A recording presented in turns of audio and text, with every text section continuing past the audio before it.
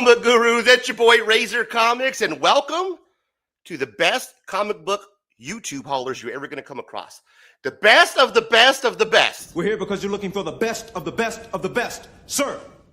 The best of the best of the best, sir. With honors. So I gathered my homies. I had to reach out to the homies because I have, and I know, the best comic book hauler YouTubers around. This show is dedicated just to that. We're talking about comic books today, guys. We're going to be showing off our haul. So happy local comic book day, local shop comic book day, whatever the hell they're calling it. Welcome, everyone. You're all welcome to the show. Thank you for stopping by. I really appreciate it. All are welcome. All are welcome. All are welcome. All are welcome. Okay, here's what I did, guys. I went out and I reached out. I scurried and I reached out to the haulers. So if you like showing off your comic books, if you like watching haulers on TV, grab your bag and boards, get your coffees, because I got the guys. Who are we talking about? Well, different pockets areas. So here's what I mean by different pocket areas, right? Are you into speculation? Are you into spec books? Somebody who actually knows what they're talking about, not looking at a list and then repeating it and doing a video about it, actually knowing speculation. What I mean about knowing speculation is you got to know it. You got to see it, foresee it. It's an actually artwork. It's something that you're special at. And I have that gentleman here today. So if you're into haul videos and you like sit covers talking about speculation, books that you probably should have for your comic book collection, I have that man today. He is called CMS Comic Vet. We have gathered the best, ladies and gentlemen. Next pocket that we're talking about, you like cheap books? You like spending a couple dollars, maybe $3, and going out and finding some cheap books? Well, guess what?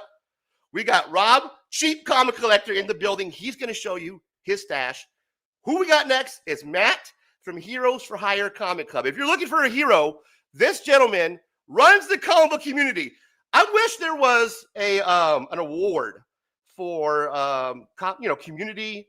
What is it? Community hangout, I guess what you call it. I wish there was some type of award that they would give for community hangout.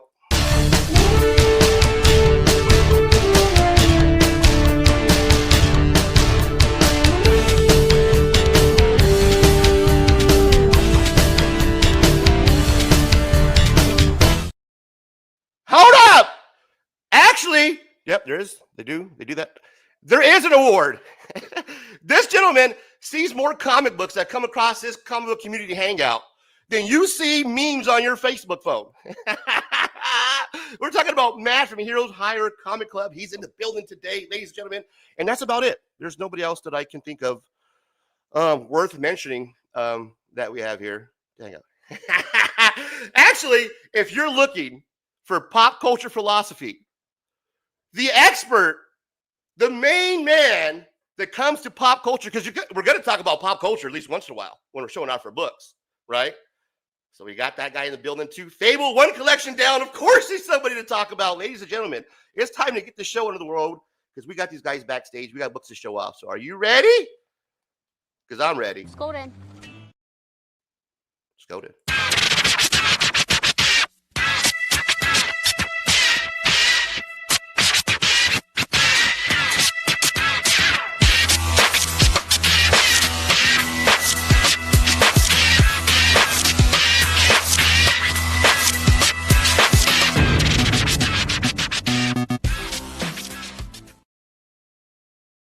Hopefully I wasted enough time. Let's go ahead and bring everybody on the stage one by one, individually. Fable, one collection down.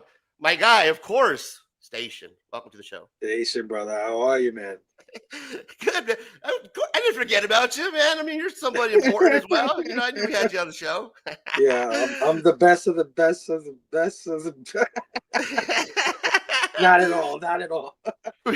We also have one individual I failed to mention because I'm a little hungover. I'll be honest with you guys. So I'm winging it today. So bear with me.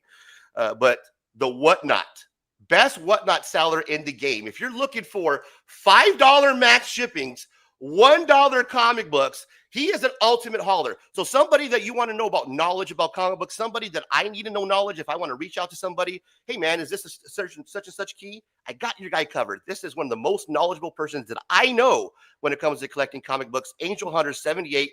Welcome to the show, my guy. Thank you. What's You going made on? it, bro. Station, everybody. Rage, what's going on? Thank you for stopping, brother. You made it. I was a little worried there for a minute. Well, no, well, it's been bananas here. Let's see. I got projects around the house I gotta do. I got the drywall coming in for the comic book room. I got the drywall coming in upstairs. I got panels, LED lights. I gotta get the closet going for my Kia. You know what I'm saying? Thanks, IKEA, because of you, there are whites everywhere that want the closet freaking redone. And guys like me who don't want to spend the money on professionals gotta do it themselves. Well, thank you for making it just in time. Of course, No problem. the rest of the crew on the panel, all the homies. Cheap Comic Collector, Rob is in the building, my man. Thank you for stopping by, brother. Hey, guys. My brother from another mother. Appreciate you. Of course, we got Matt, Heroes for Hire. He's going to win the award for a community hangout. I know it. I can feel it. And it's not because I seen the votes ahead of time. I just have a good inclination he's going to win. And, of course, my man, make it his return to Razor Comics. He doesn't show himself too much. He's not with the whole, I'm going to hang out and you show off my books. He does his own thing. That's why I love this guy. I love this gentleman. Ladies and gentlemen, welcome to the stage, CMS Comic Vet. What a do, my guy. Thank you for stopping by. No problem. Thank you for inviting me. Look at this group, ladies and gentlemen.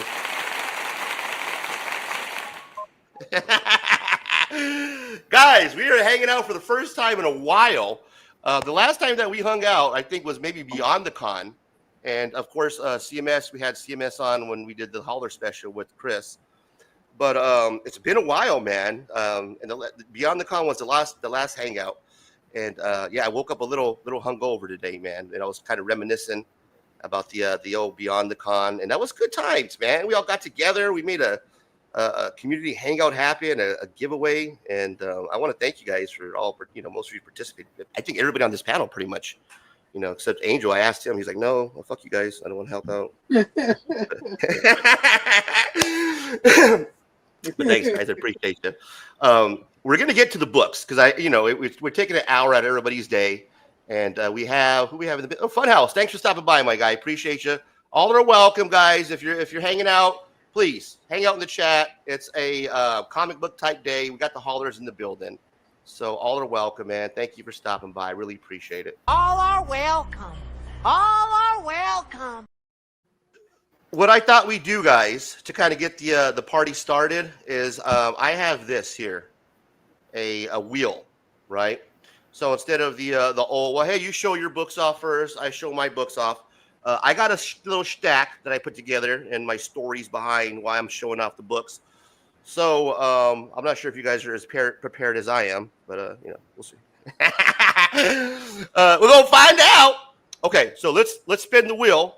And then we'll give that person their shine and see what they got, guys. And you guys let us know who got a better haul. Of course, mine's probably going to be the best. But, it's not a competition.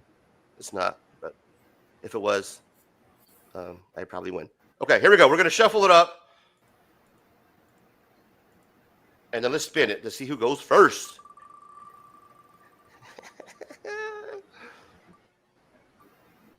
Oh, damn! Time to show and prove. Time to show up. Oh, shit, man. Here we go. All that shit I talked, right? So now I got to show up. All right, Angel, guys. So Angel. I talked a bunch of shit. Angel, I was talking all kinds of shit. Now I got to show my books off now, right? Yeah, Okay. put up or shut up. But you know what? At least I get to go first and get it over with, right? And I get to sit back for the rest of the show and just comment on your guys' shit. So here we go. All right. So first off, I'm going to show you what I read last, because before you guys start showing off your covers, it's all about reading, right? It's all about reading your comic. At least for me, I collect to read. I'll be honest with you guys. Some people collect for sick covers, to invest, or what have you, to flip. I collect to read. I'm a reader. So therefore, after I pick up what I read, then I go after the sick covers. That's how I collect, right? So not to say your way is wrong, just to say my way is the best. So what I have here is what I read last. And let me show you what I got here. I'll make myself big because I have a complex. The Avengers, New Avengers. This is by Brian Michael Bendis. The artwork is by David Finch. It's an amazing volume of first 10 books of the New Avengers. If you have not read it, you don't know what I'm talking about. Well, I'm just going to randomly flip to a couple pages. This is just Captain America. I just randomly flipped to that right there. You know what I mean? This is some sick ass artwork, guys. It is one of the most action-packed first 10 comic books that I've ever read. And I'm not just hyping this up for the show. I legit read this story, and it is amazing, guys. The New Avengers is formed. It starts off at the beginning with people just dying. I'm not going to give it away, but there's a bomb that happens at the Avenger Mansion, and that's gone. Boom, no more Avenger Mansion. This story is an amazing read. So if you get a chance, this is the first volume, okay? I picked this up. 10 comic books in here, the first 10 issues.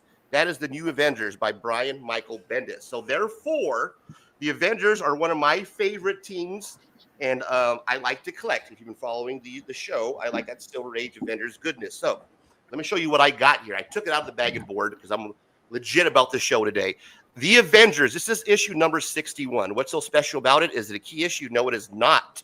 But it's by Big Boy John Buscema. That is the artwork on the cover and on the inside. It is an amazing first splash 2 pages that you're going to see. And it evolves around the story. Some say the world will end in fire. Look at this splash in the very first page. That is fucking sick. That around here, ladies and gentlemen, is what we call a sick cover, bro. And in the second page, right, because it goes with the story, some say in ice. Cold as ice. Long ago. Look at that, ladies and gentlemen. This is an amazing, and it smells. Oh, it smells so good. It got that comic book smell.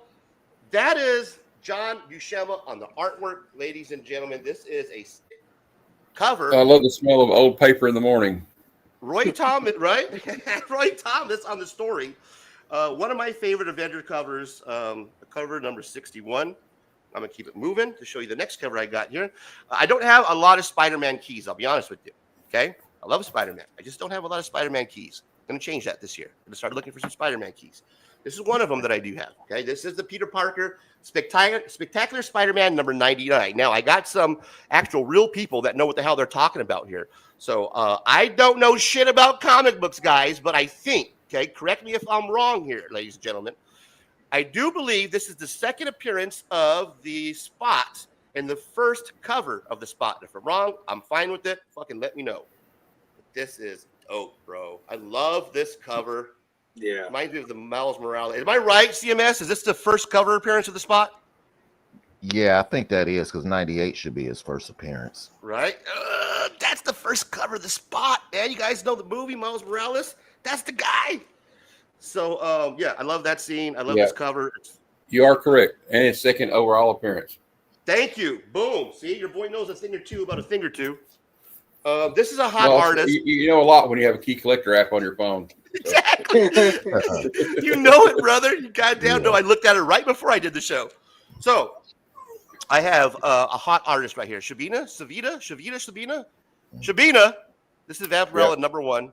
This is the exclusive cover. I didn't play exclusive money. I got it from my buddy, Madam Blaster. She gave this to me as part of a giveaway that got forwarded to me. But this is just beautiful artwork on Vampirella and the Shabina number 1. Look at that, ladies and gentlemen. The Mylar, it just pops on the gargoyle. She looks sexy as hell.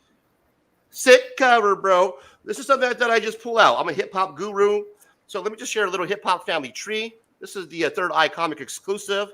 Nice. NWA cover. Right. Shout out to the boy, legendary artist right here. You guys know him, love him. Fantagraphics is one of my favorite. Ed Piscor is an amazing artist. Yeah, rest in peace, Ed. And love this cover. Thought I'd just share it with you guys. Now, there's been a lot of talk about John Romita Jr. just not knowing what he's doing, right?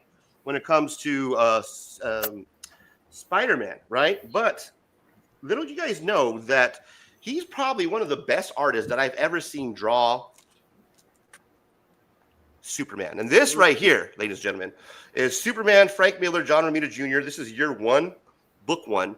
This is one of the sickest Supermans I've never seen anybody draw Superman better than John Romita Jr. When I read this and I seen how he illustrates Superman and some of the drawings he did in here, it is beautiful. Talk all the shit you want about my guy JR, but let me show you just a couple. Look at this, man, guys.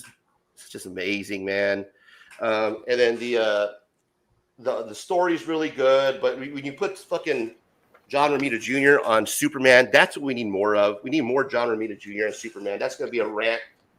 Get JR doing shit like this on Superman, bro. Oh yeah. With a fucking Superman looking like that. Come on. So Superman, John Romita Jr. kills it on Superman. And the last book I got for you is the last comic book I read, Love and Rockets, issue number 23. This concludes the death of Speedy.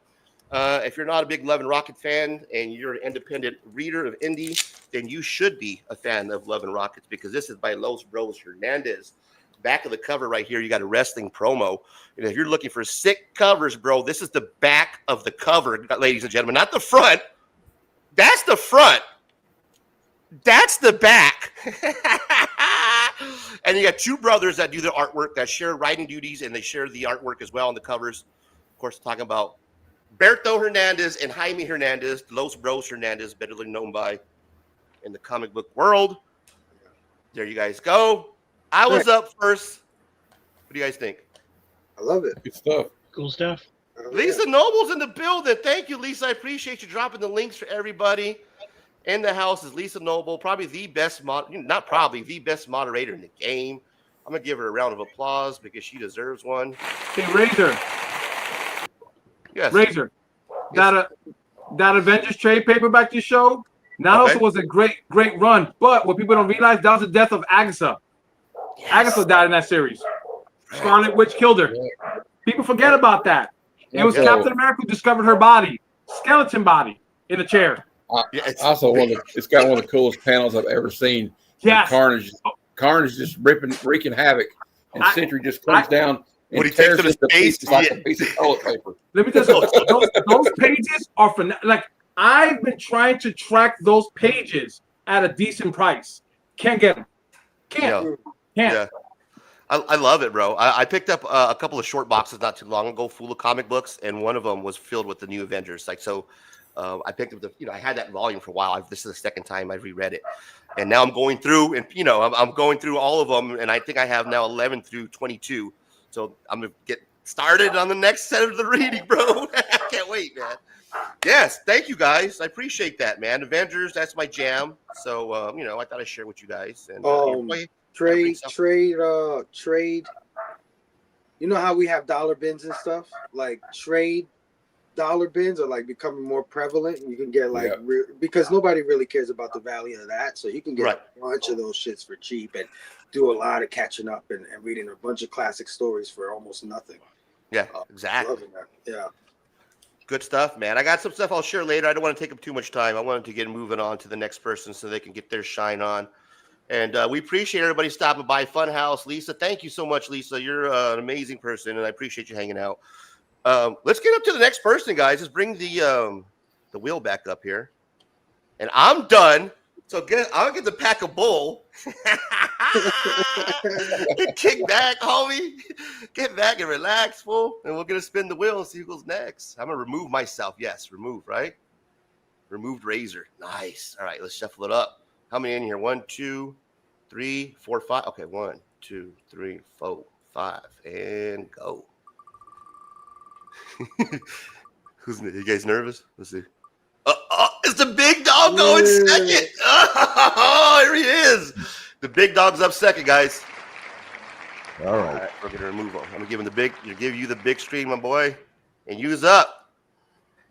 All right. So you guys gonna have to pardon me because I'm in and out. I'm not long-winded. So appreciate you asking me to even be here, Razor. So I'm gonna show a modern book, but some books that I'm specking on. This book, Everything Dead and Dying. I know a lot of people were talking about this, and it's starting to dry up on eBay, the A cover. Mm-hmm. So that might be a good book to pick up, especially that A cover. Really good story too.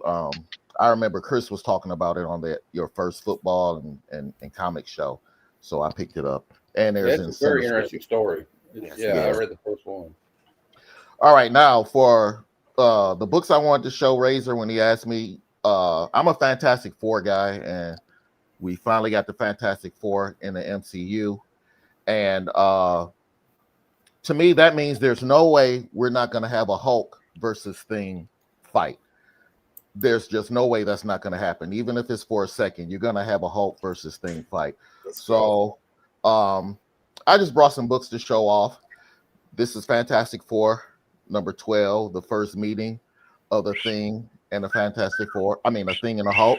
Man. Yeah. Fantastic Four number 25. This is their first fight. So all of these are going to be Thing versus Hulk, because I know when it happens, the books are going to blow up, but I don't know which book, because a lot of these books are going to be, these OG books are going to be out of the price range, but it doesn't hurt to show them.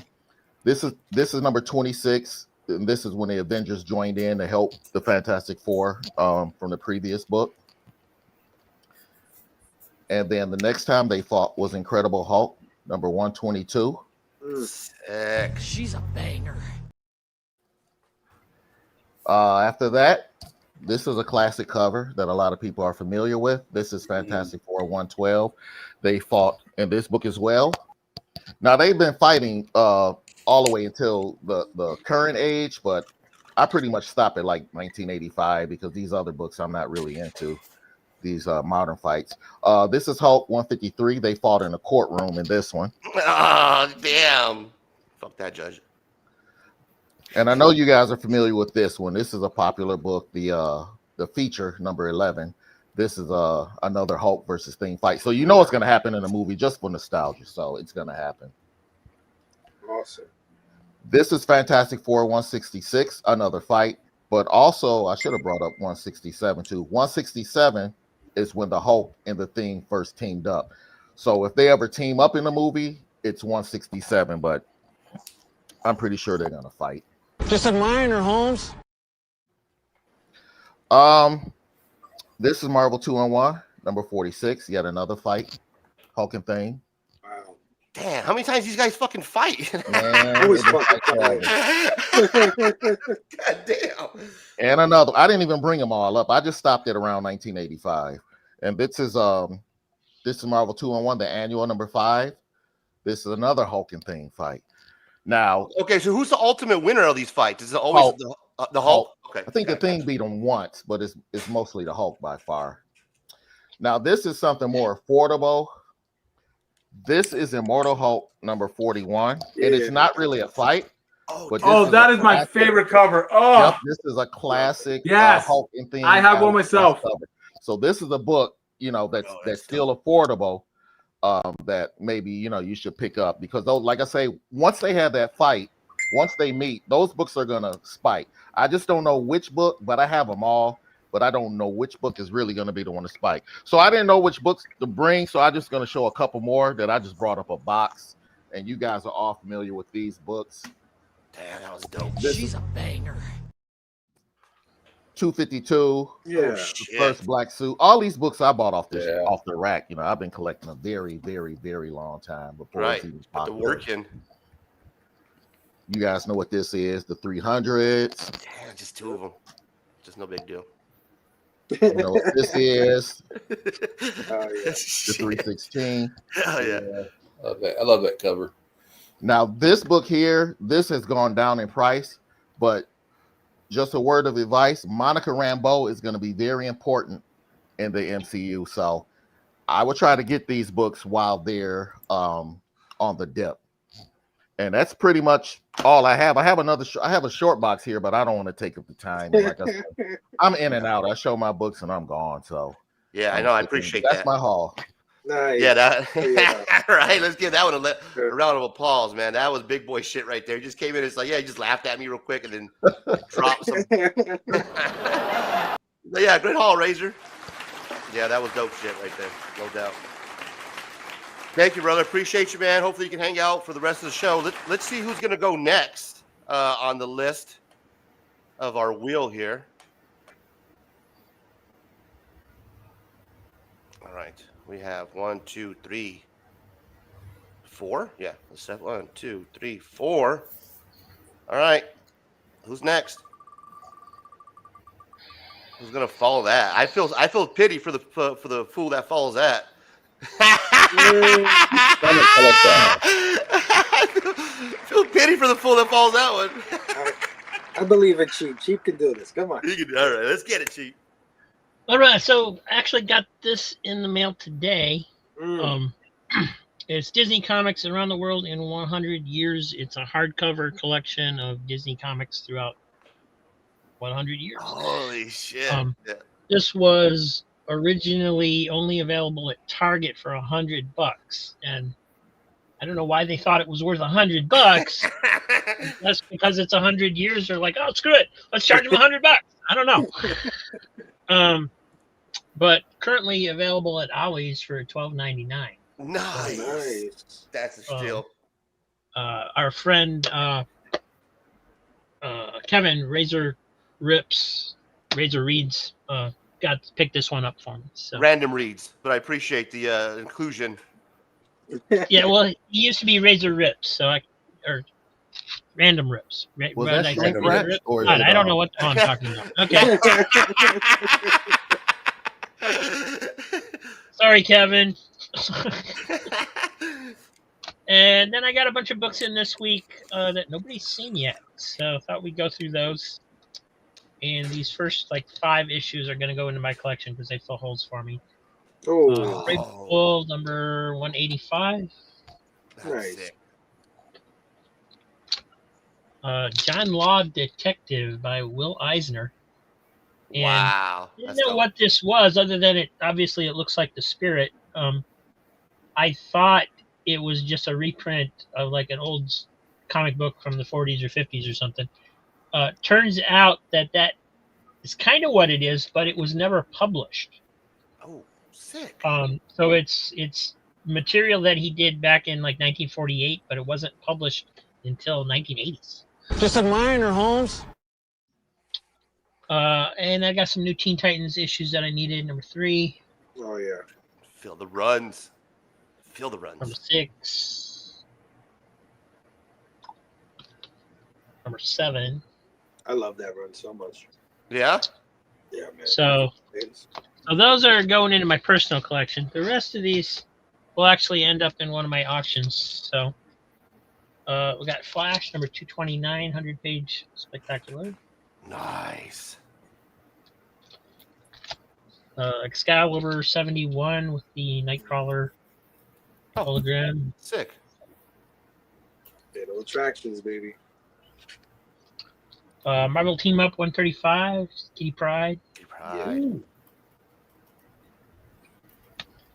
like Kitty Pryde. Space Ghost number 12. Space Ghost so good, man. Shadowcat. Well, she later was called Shadowcat. New Teen Titans 4. Perez.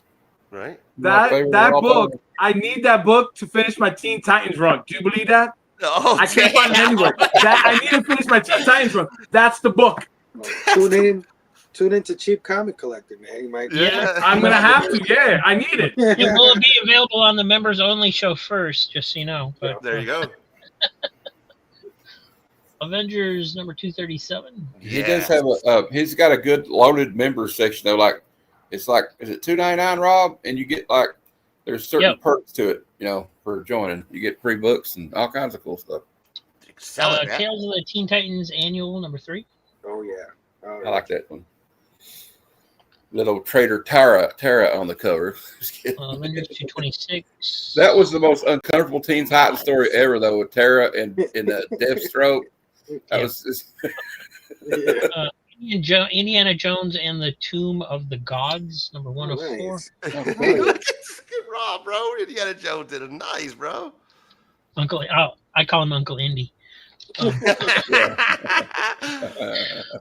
My last name is Jones, in case you guys don't know. So, Turtles of Grayskull, number 4. Yes, that's what I'm talking about. She's a banger. Spectacular Spider-Man 220 something. Right. Acetate cover. Is that the acetate cover? Yeah. Yep. New Teen Titans 26. I like that cover. And 31. Well, it's hard not to like any George Perez. Yeah, they're all good. I was just about to say that. Avengers 235. We lost one of the goats the day he died. Yeah. World's Finest 284. Ooh, I like that one. Yeah, I'm not familiar with that Avengers runs you're showing out, but those are sick covers, bro. I'm gonna have to get my research. Avengers 236. 239 with David Letterman. Oh, that's a dope. I didn't even know that was a thing. That's sick. She's a banger. Need that in my collection. And this one I wasn't familiar with. Sergio Aragonés Boogeyman, number 3. Bro, you nailed that. That's a sick cover too. Oh yeah, from That's like what's his name? Yeah, Gru, the the Gru guy. Yeah. Yeah, Sergio. I keep butchering the last name. Yeah, I pronounce it different every time. Yeah, so do I. But his first name is Sergio. That's like easy to remember. It's like sooner or later I got to get it right. And then some books I've never had before. I got a pile of Frank Frazetta's Death Dealer. Yeah. Oh, that's sick, bro. This ADF is cover's dope. I think it's number 3. The numbers are really small. Oh yeah, I love anything Frank Frazetta. Yeah. Those painted cover. Is he better than Mark Spears, Rob? Do you think he's better than Mark Spears?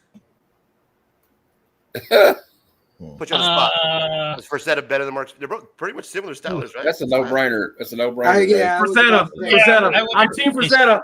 Oh damn! Frank Frazetta. I mean, like, but that's like comparing Michael Jordan to like Muggsy Bogues. All right. You know what I'm saying? How to do it though? Yeah. I'm just saying. I love Mark Spears. Look, I've met him. He's a nice guy. I've been on a panel with him. He is a nice but I mean, Frank Frazetta is Frank Frazetta, and I think Mark Spears would tell you that.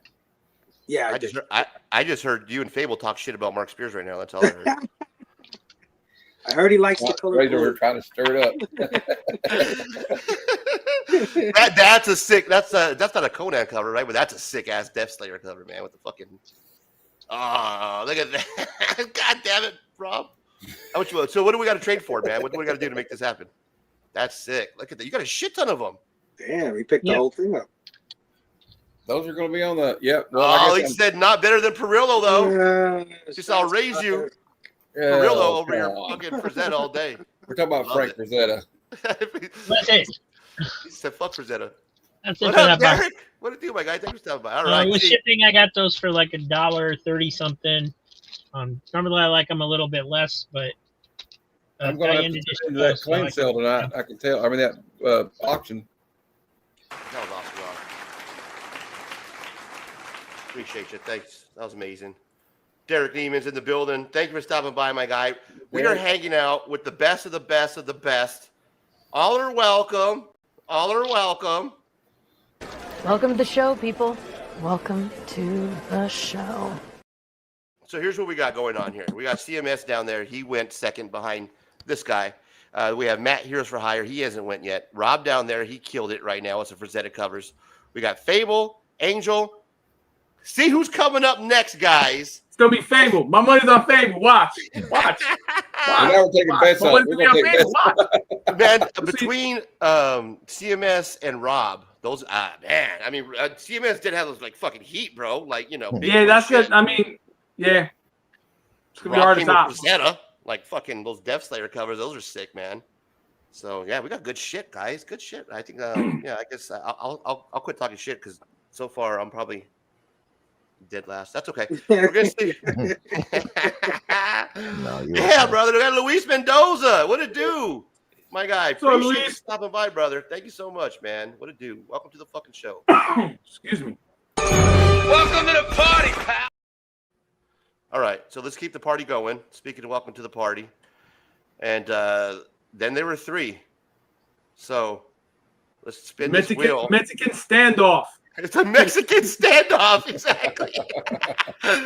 You need 3 in order to have a Mexican standoff. No.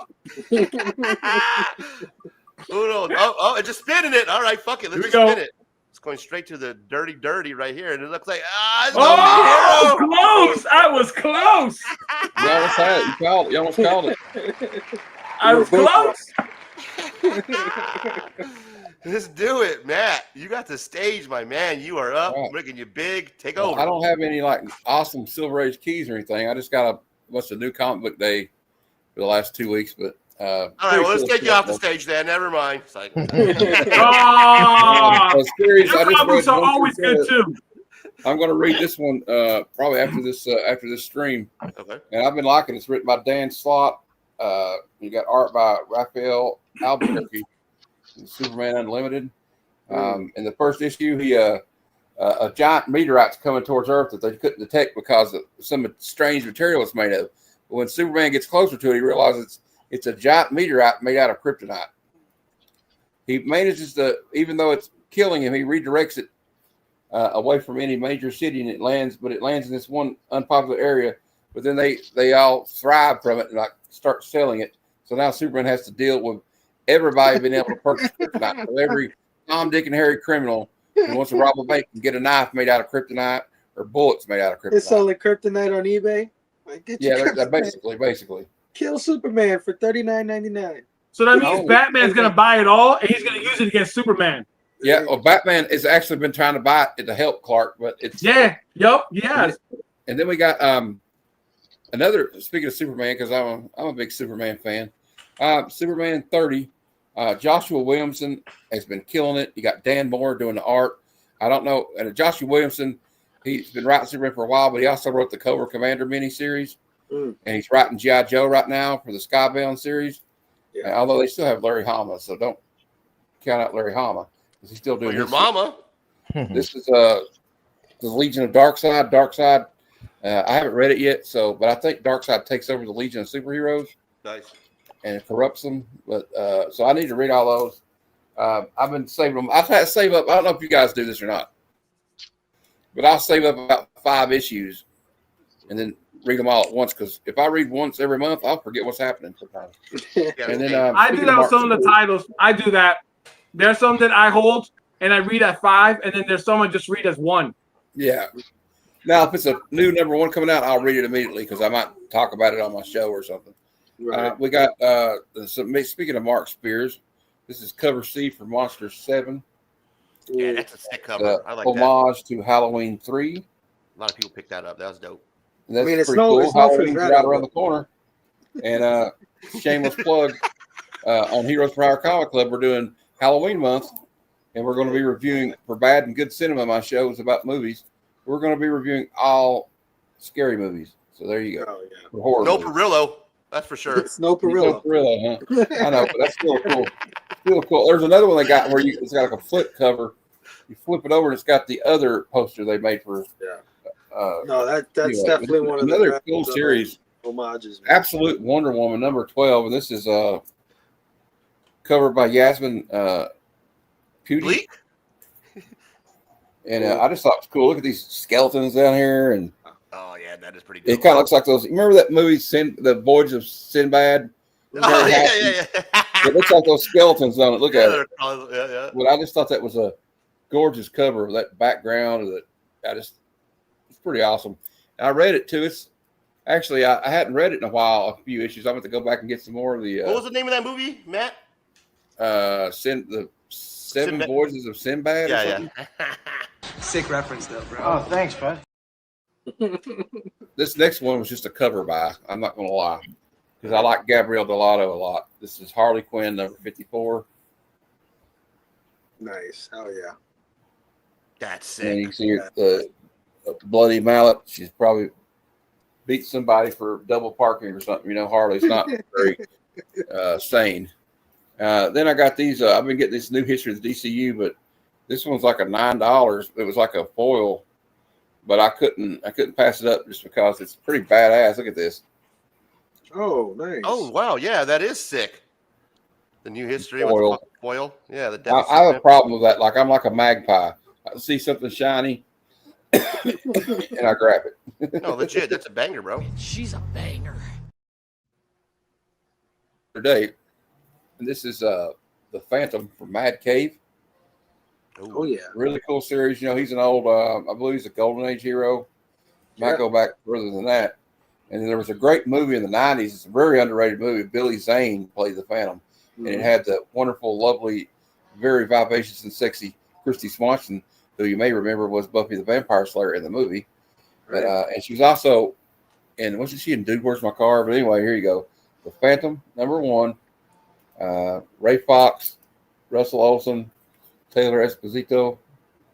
So I highly recommend this one. It's just a fun. Then another one I recommend, because I read this research from Dark Horse, and it's written by Tim Seeley.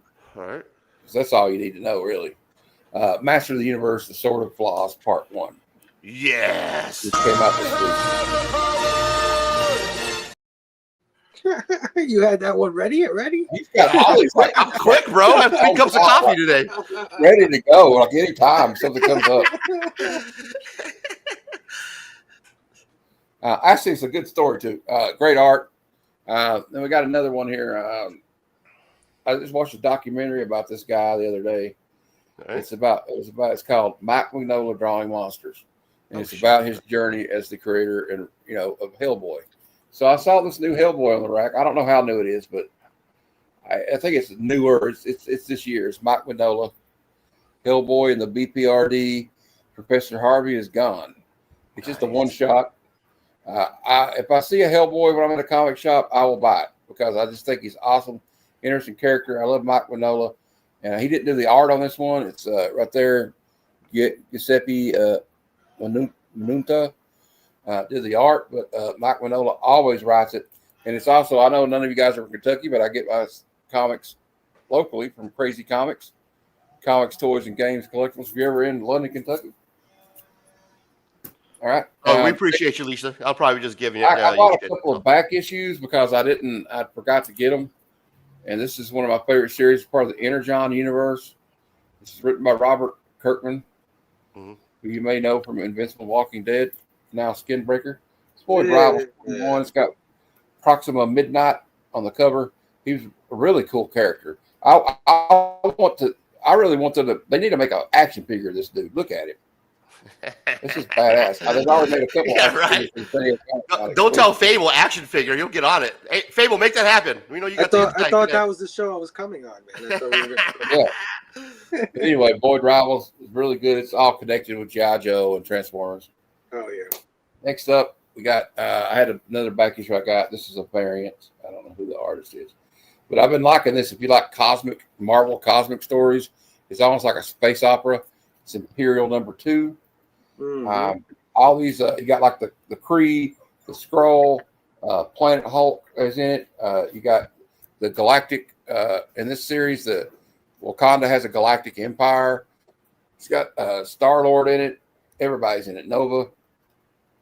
Really nice fun. I've enjoyed it so far. It says Jonathan Hickman, and he can be quite wordy, but it's good writing. It's always good writing with Hickman. Sometimes he doesn't always follow through. I'm hoping he follows through this time. Then we got, of course, everybody was jumping on this train because how many times we get both of the big two to collaborate? So I got Deadpool, Batman #1. I wasn't much on the Batman Deadpool story in it. I mean, it was all right. But the best story of all of them in here to me was the one with Captain America and Wonder Woman. Of course, I'm a little biased because I love Captain America. Yeah, I heard there's actually good stories. But some of these covers have been hot. This is the Rubik. I think his name's Rubik cover. And then last but definitely not least, I'm a big Punisher fan. But what I love more than the Punisher is one of the guys that used to draw him a lot is Mike Zeck. And so there's a new Punisher series out. It's called Punisher Red Band series. They're all polybag. I took this one out of the polybag because you better take them out of the polybag because they got a crease down the polybag, and it'll put a crease in the comic if you don't take it out of it. And if you take it to CGC, they're going to take it out of the bag anyway. So I got this one. This is a 150 Hidden Gem Mike Zeck variant for the new Punisher series. Look at that. Oh, that's sick. That's nice. That was my birthday present. So that's pretty cool. I just look a little close. That's too much reflection. But yeah, that's Mike Zeck in all his glory. And that is my haul. Nice. Good job, brother. Nice. Oh, yeah, dude. Good job, man. Let me tell you something. I'm so glad that somebody picked up the Punisher because I picked up 2 copies. I picked up the logo and I picked up the one that's kind of like collage from all the comics.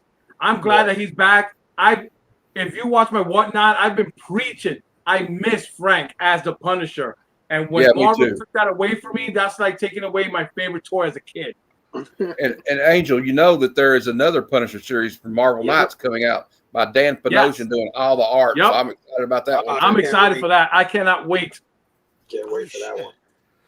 Look at us. Look at us, a bunch of nerds. Look at us just nerding out. That's right. I'm a nerd. And I'm proud of it. I am nerd. I am nerd.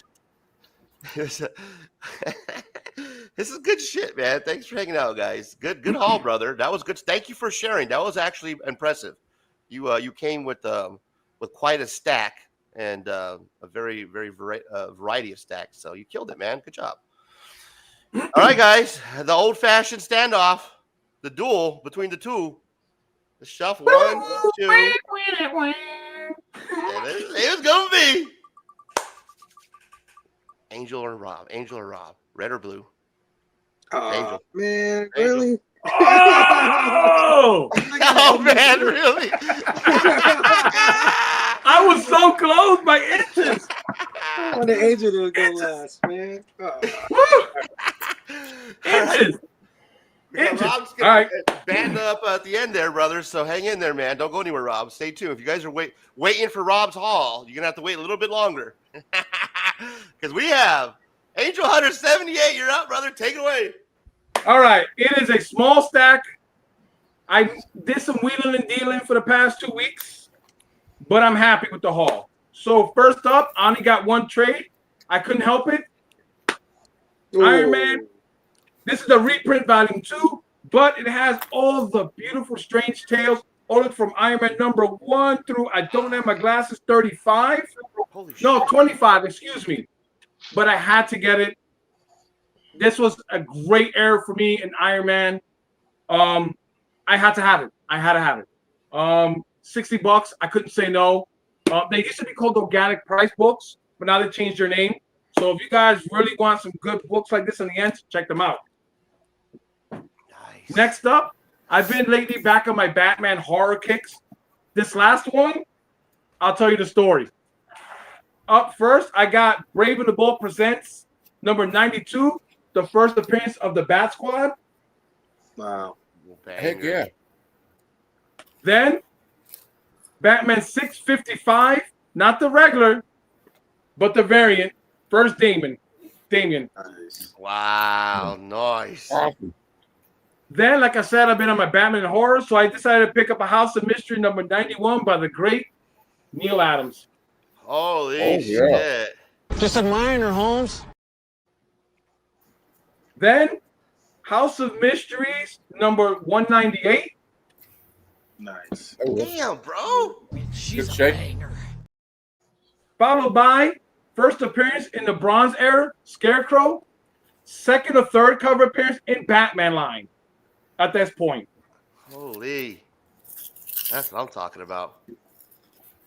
Then next, the great Steranko.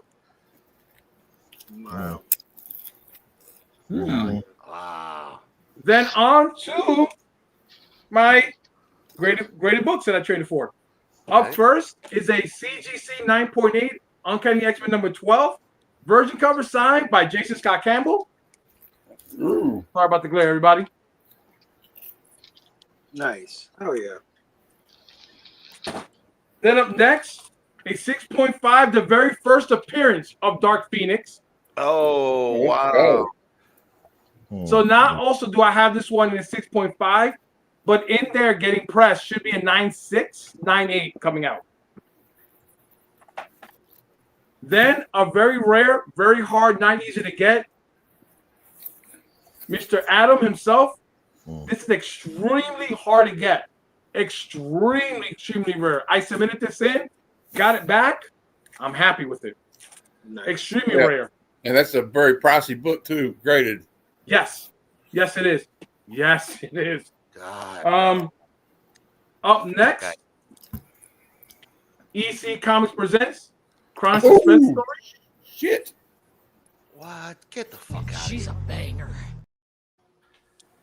Now I own 7. No, this one 8 raw. The 7 of them are raw EC Comics that I own.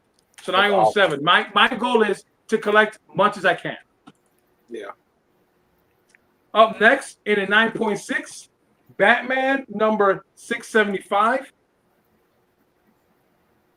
Like I said, with everything going on with with the DC universe, supposedly he's gonna be the face of Robin. That's what James Gunn said. That is his favorite Robin. Yeah, Then, I heard that too. These two are my babies. Up first, we have second appearance of Man-Bat in Detective Comics by Neil Adams. Hell yeah. Shut the front door. So now I have the third appearance. Now my main goal is to get the very first appearance. That is my goal. Hopefully, either New York Comic Con or Baltimore, we're going to try to make it happen. Then, here's a story. Like I told everybody, when you see a store, never judge a book by a cover. Never. So there's a local bookstore. It's a huge bookstore. And I go there every time because I like to read books besides comic books. And I saw this beautiful piece of art that's standing on the wall. And I said, that looks real. It looks legit. Pulled it down. I said, oh, this is a real McCoy.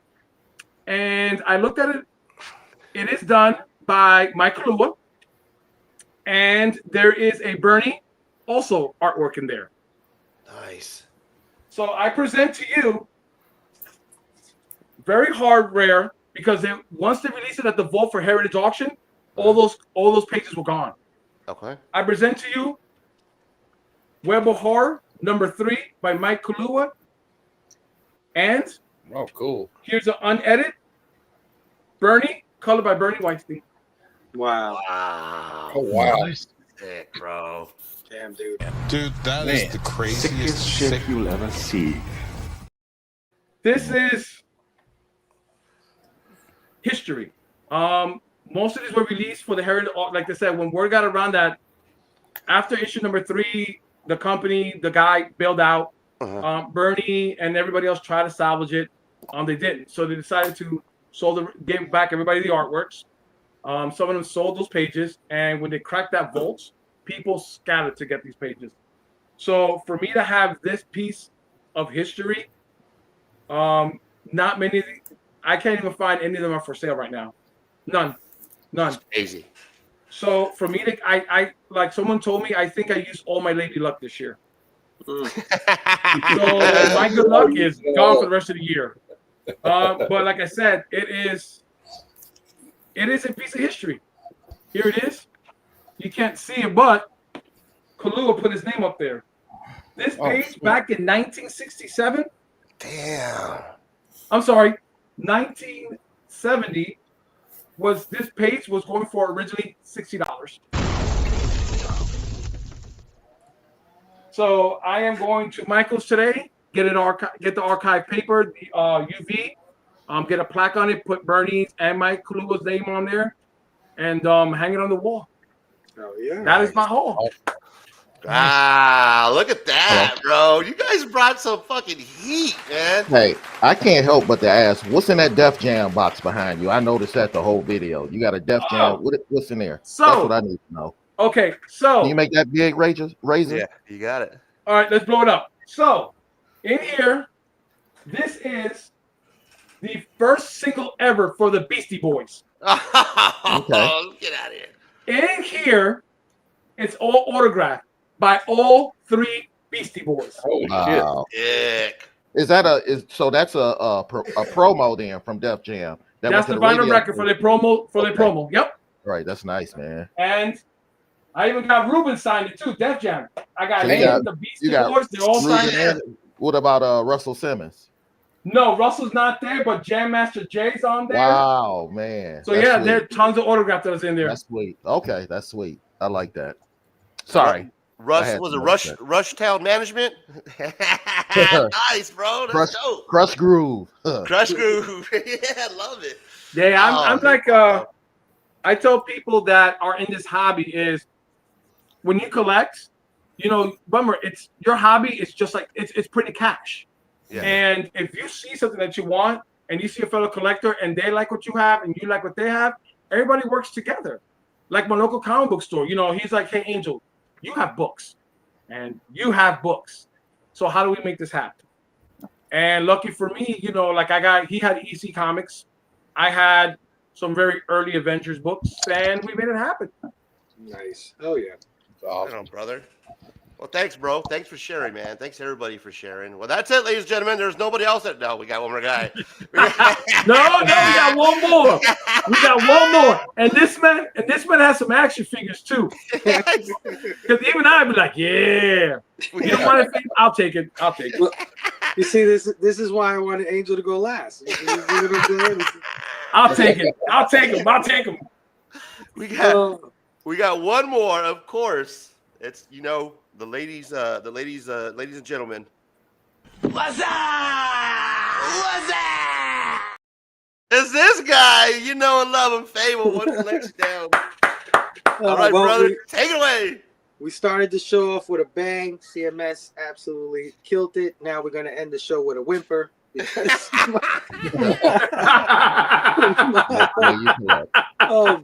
I actually stopped collecting for a little while, guys. So I don't know if Razor got the memo, but I couldn't say no to Razor. So I was like, luckily I had a stack of things because I went online because I've been collecting Transformers, right? Everybody knows Transformers is my thing, and the comic book series from Image Skybound has been absolutely fantastic.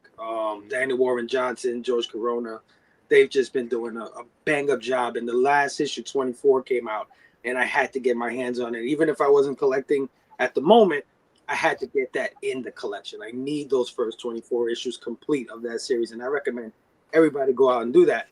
But of course, when I'm online trying to get the 24, I see a bunch of other shit.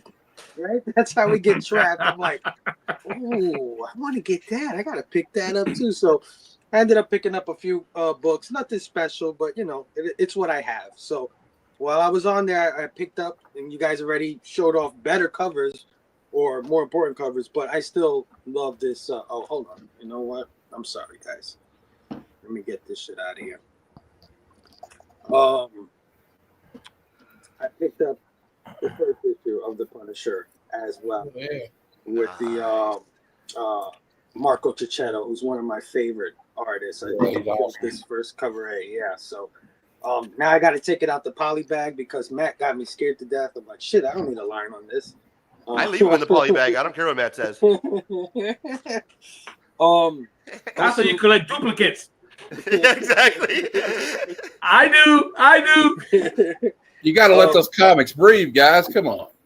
Yeah, no, for sure. I'm gonna do it, Matt. I've also been picking up this run because I missed it the first time around, and when it came back around this time, I said I'm not missing this. One of my goals is to get every issue.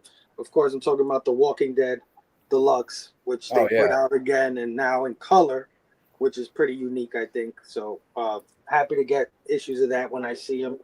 Matt showed this off earlier.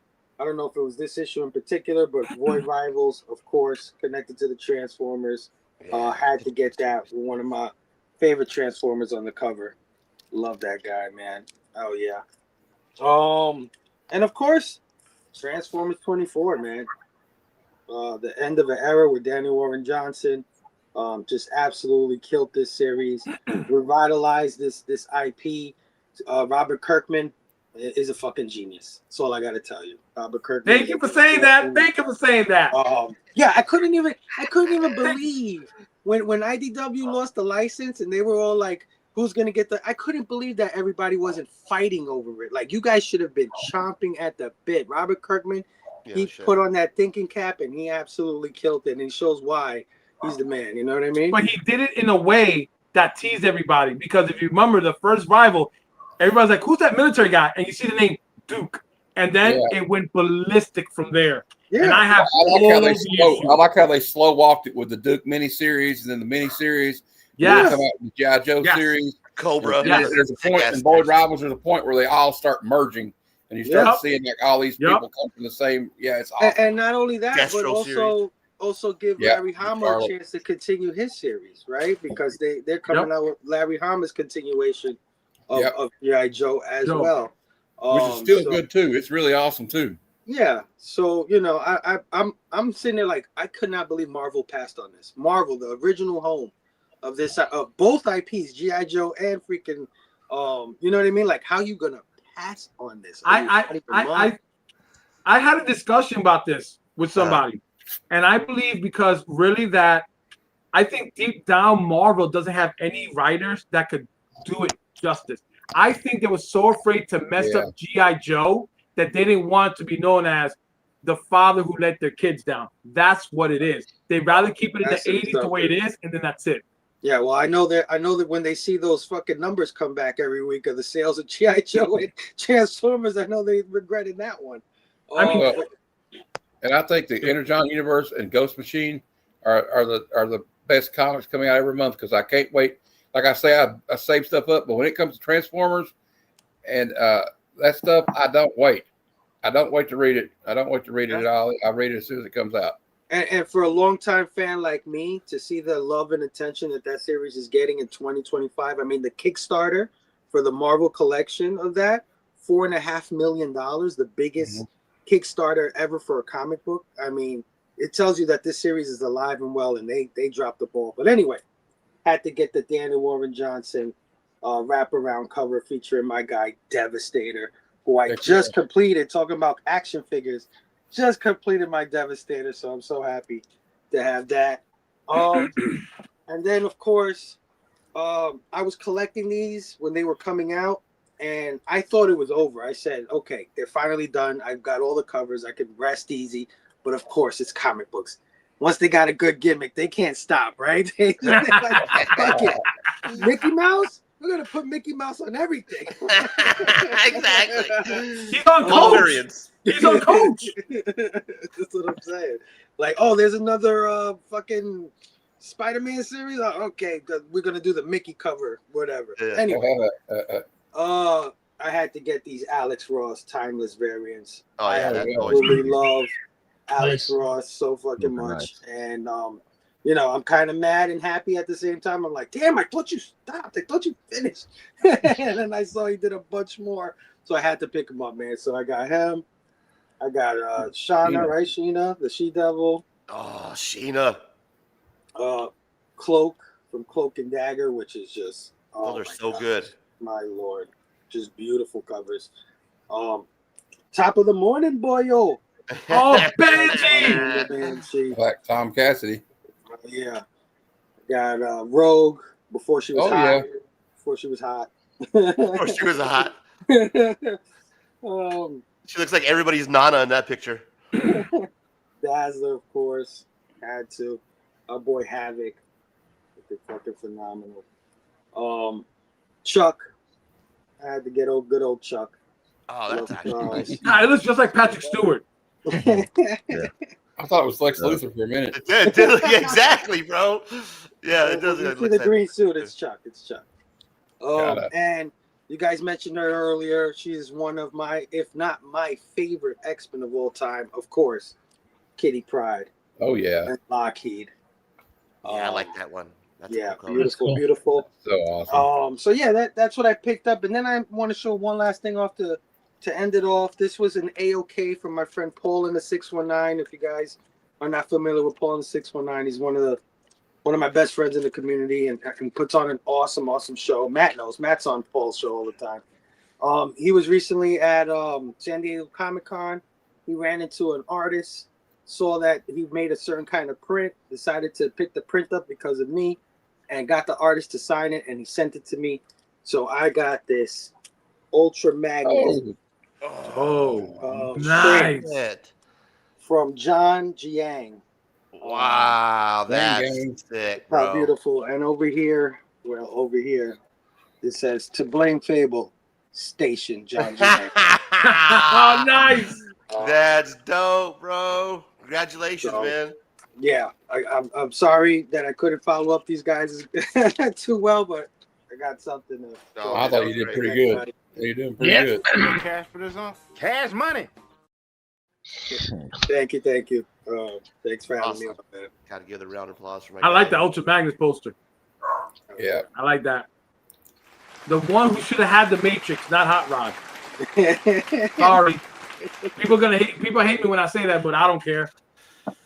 Were those Alex Ross covers? Were they like incentives? Because I noticed they were all Virgin covers. No, they're just regular open order, man. And they even got more. Like I went back last week to check, and I was like, oh shit, he added like 3 or 4 more, and I gotta go get those. freaking covers. So. Yeah, that Silver Surfer is sweet. He did that a couple years ago. That Silver Surfer, that's real. Do you remember the Marvel Universe handbook when you put them all together and made one big poster? Yeah, I remember that. Now I feel like Alex Ross did that blank cover on purpose to make one big collage. Just like the handbook. Yeah, he did that. He actually, when I forgot which trade show it was, which con or whatever, but he painted. All of those come from one giant painting. Yeah. But he like layered them on top of each other. And they actually had like a whole wall full of them. See, I haven't seen that. Yeah. No, Alex Ross is one of the best, man. He's definitely up there with Perillo and Frazetta and Mark Spears. And shout out to Lisa the homie. She was just giving her opinion, like she said. She wasn't comparing any accomplishment, and I love you, buddy. I appreciate you. Sorry if I misquoted, but I appreciate you. Thank you so much. But I will misquote these guys. They were talking shit about Mark Spears earlier. So that was I said it. And it's on the internet. Now it's not even Mark Spears. It's Shabina. So like she's like the hot. It switched real quick. Did you see that? It was all of a sudden Mark Spears, and now all I'm hearing and seeing is Shabina. Like that's like the hot artist. There's another one that's kind of hot right now. Is Alexander Lozano. It's been pretty hot here recently. Yeah, I think, but yeah, and then Talavera, a lot of exclusives now. Like she's getting a lot of work. Kicking ass for like the last 6 months. Well, speaking of Mark Spears, for those who don't like it, there's going to be a blind bag coming up. Spears. Yeah, tell us about that. But if you go, so I couldn't find where they were. Good thing a friend of mine from New York said, Angel, go on Key Collector. They actually have all the covers on Key Collector, the blind bag. Okay. Yes. Now he knows. Oh, son of a bitch. So he knows that I'm a huge horror fan, and he's like, "Go ahead, Angel, check it out." And I'm like, "Shit, I'm gonna be buying those bags." They have the werewolves, the monsters. I mean, let me tell you something. They look fucking phenomenal. Yeah. Like holy snap! I already pre-ordered 35 of them. Yeah. And there's also a little thing Mark Spears made a video this week where he was showing they're putting like golden tickets in some of the books randomly. Yeah. Or like some kind of thing where I just want the blind stuff. Yeah. Oh, did you see what Paul from Sector 90 different covers? Yeah. Yes. Yeah. There's guys, Sector 2815, Paul. It's the monster and the werewolf, isn't it? He just pulled that 1 in 1,000 out of a blind Batman bag. What? Yeah. Wow. Yeah, I brought 3 of them, and I got 2 foil Andy Kubert, 1 out of 25 variants. I got 2 of those, and I got the Jim Lee, but instead of being the regular book, it's the regular coverable foil. Okay. So I got those just to see what it is. I'm like, they're okay. Yeah. I mean, I love Batman. Don't get me wrong, I love Batman, but Mark Spears is one of my collecting regrets because when my boy Robbie, he came up with Mark Spears. Like he's known him for 10 or 12 years. I think Mark used to work in a comic book shop with him back in the days or whatever. So they're very close. And when he came out with his Monsters Kickstarter, he put all of us on. And Robbie was like, go support Mark. You know what I mean? Yeah. And I'm like, yeah, of course. So I went on the Kickstarter or whatever it was that he was doing.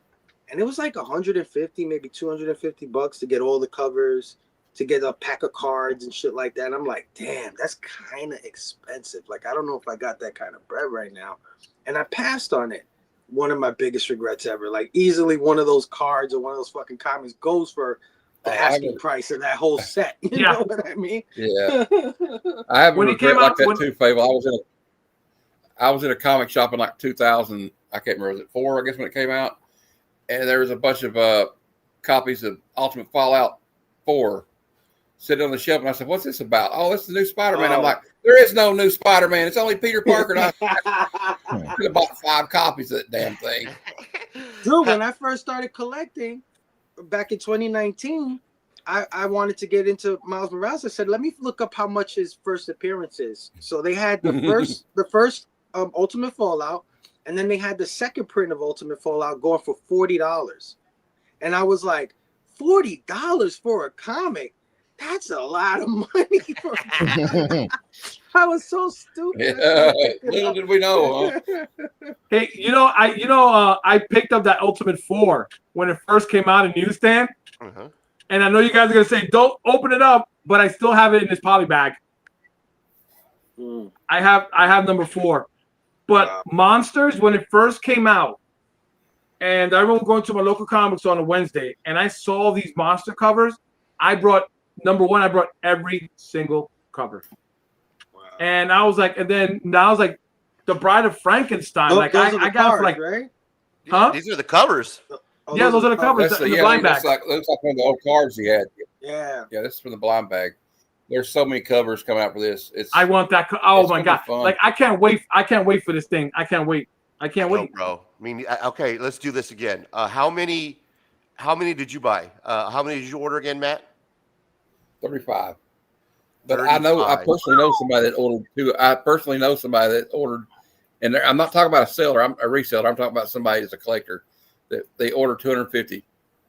What? Yeah, I think Lisa ordered 150. I don't want to miss. Yeah, I mean, people like Mark Spears has got to follow. Even if it might die down with the general comic public, he's always going to have these hardcore fans now because there are people that follow him around like people used to follow bands around. I was at Free Comic Book Day signing in Knoxville, Tennessee, because it's like an hour from my house.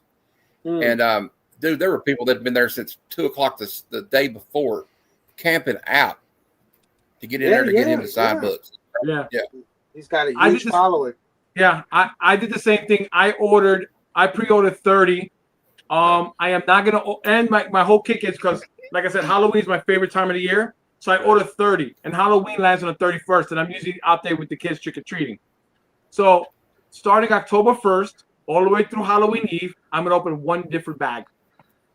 As I'm watching horror movies. You got patience, bro. I couldn't do that. There's no way I could just do one. Fuck no. As soon as I get a stack of them, I got 16. I bought it makes it exciting. It's like Halloween. It's like I'm in the man cave here with theater lights and watching horror movies as I'm opening one bag a day. That's another one I want. I'm telling you, this blind bag, oh my god. This is an homage cover, right? Well, Dave Stevens. It's Dave Stevens' House of Elvira's House of Mystery. Did you see the one with Vampire? Is it Vampire and Harley Quinn? Yeah, I seen that. They did that homage too. Yeah, they're on the broom. It's going to be good. Yeah, look at all these fucking covers. I bought 16. Rob, how many did you buy? 15. 15. All right. Did you get in on this game, Fable? Did you get any? No, I'm out, man. I'm out. CMS, did you buy any of these blind bags? No, I like to know what I'm buying. I don't do that. I feel you, man. Luis says, yeah, Spears has a cult following just like Brian Pulido with Lady Death. Yeah, it's kind of like that. Yeah, you're right, bro. It's kind of like that cult following where they're going to follow the monsters. And this is going to go on for a while. Yeah, you know, he's going to ramp up all these characters. Clayton Crane's kind of got that kind of following, too. People. Plus he's tapping into the horror fans, too. The Universal Monsters and stuff. Yeah. And look, and it's not just cool covers. I've read the first 7 issues. They're pretty. Yeah, it's pretty good. Pretty cool story, too. Yeah. So far. This is like, this is going to be a landscape cover? Well, the Living Dead. Issue 8 of the regular series is going to be a blind bag too, right? Well, that's what I heard too. I heard. That's what I heard. Now they have a Christmas blind bag coming out too. It's a Krampus blind bag. Wait, so they're going to do an issue? So issue 8 of the Mark Spears Monsters is going to be, because this is the Monsters and Wolf or whatever the fuck, this right? Is Monster and the Wolf. Yeah. Oh, that's cool. So they're going to do for the actual Monsters run. That'd be dope. Actually, you know who I would love for them to do a blind bag, and I want to make this happen. So I'm a huge EC comic fan, and every year on Christmas Eve or on Christmas Day too, as everybody goes to bed, I watch the very first episode, Tales of the Crypt, which we all know is the Christmas special. I would love for EC Comics to do a blind bag, or not even a blind bag, someone to do that cover in an updated version. I gotta have this, guys. Adam used just something like that, and I have it, but it's the kids looking. Look, get the fuck out of here. That shit Look has at your this. name on it, bro. You got Freaky Frank, and what is this? Oh man, I gotta pull this right here. Look at that Garbage Pail Kid homage. I think you'd like that one right there, bro. Check. Oh well, I'm gonna show you guys this. I'm gonna make myself big real quick, guys.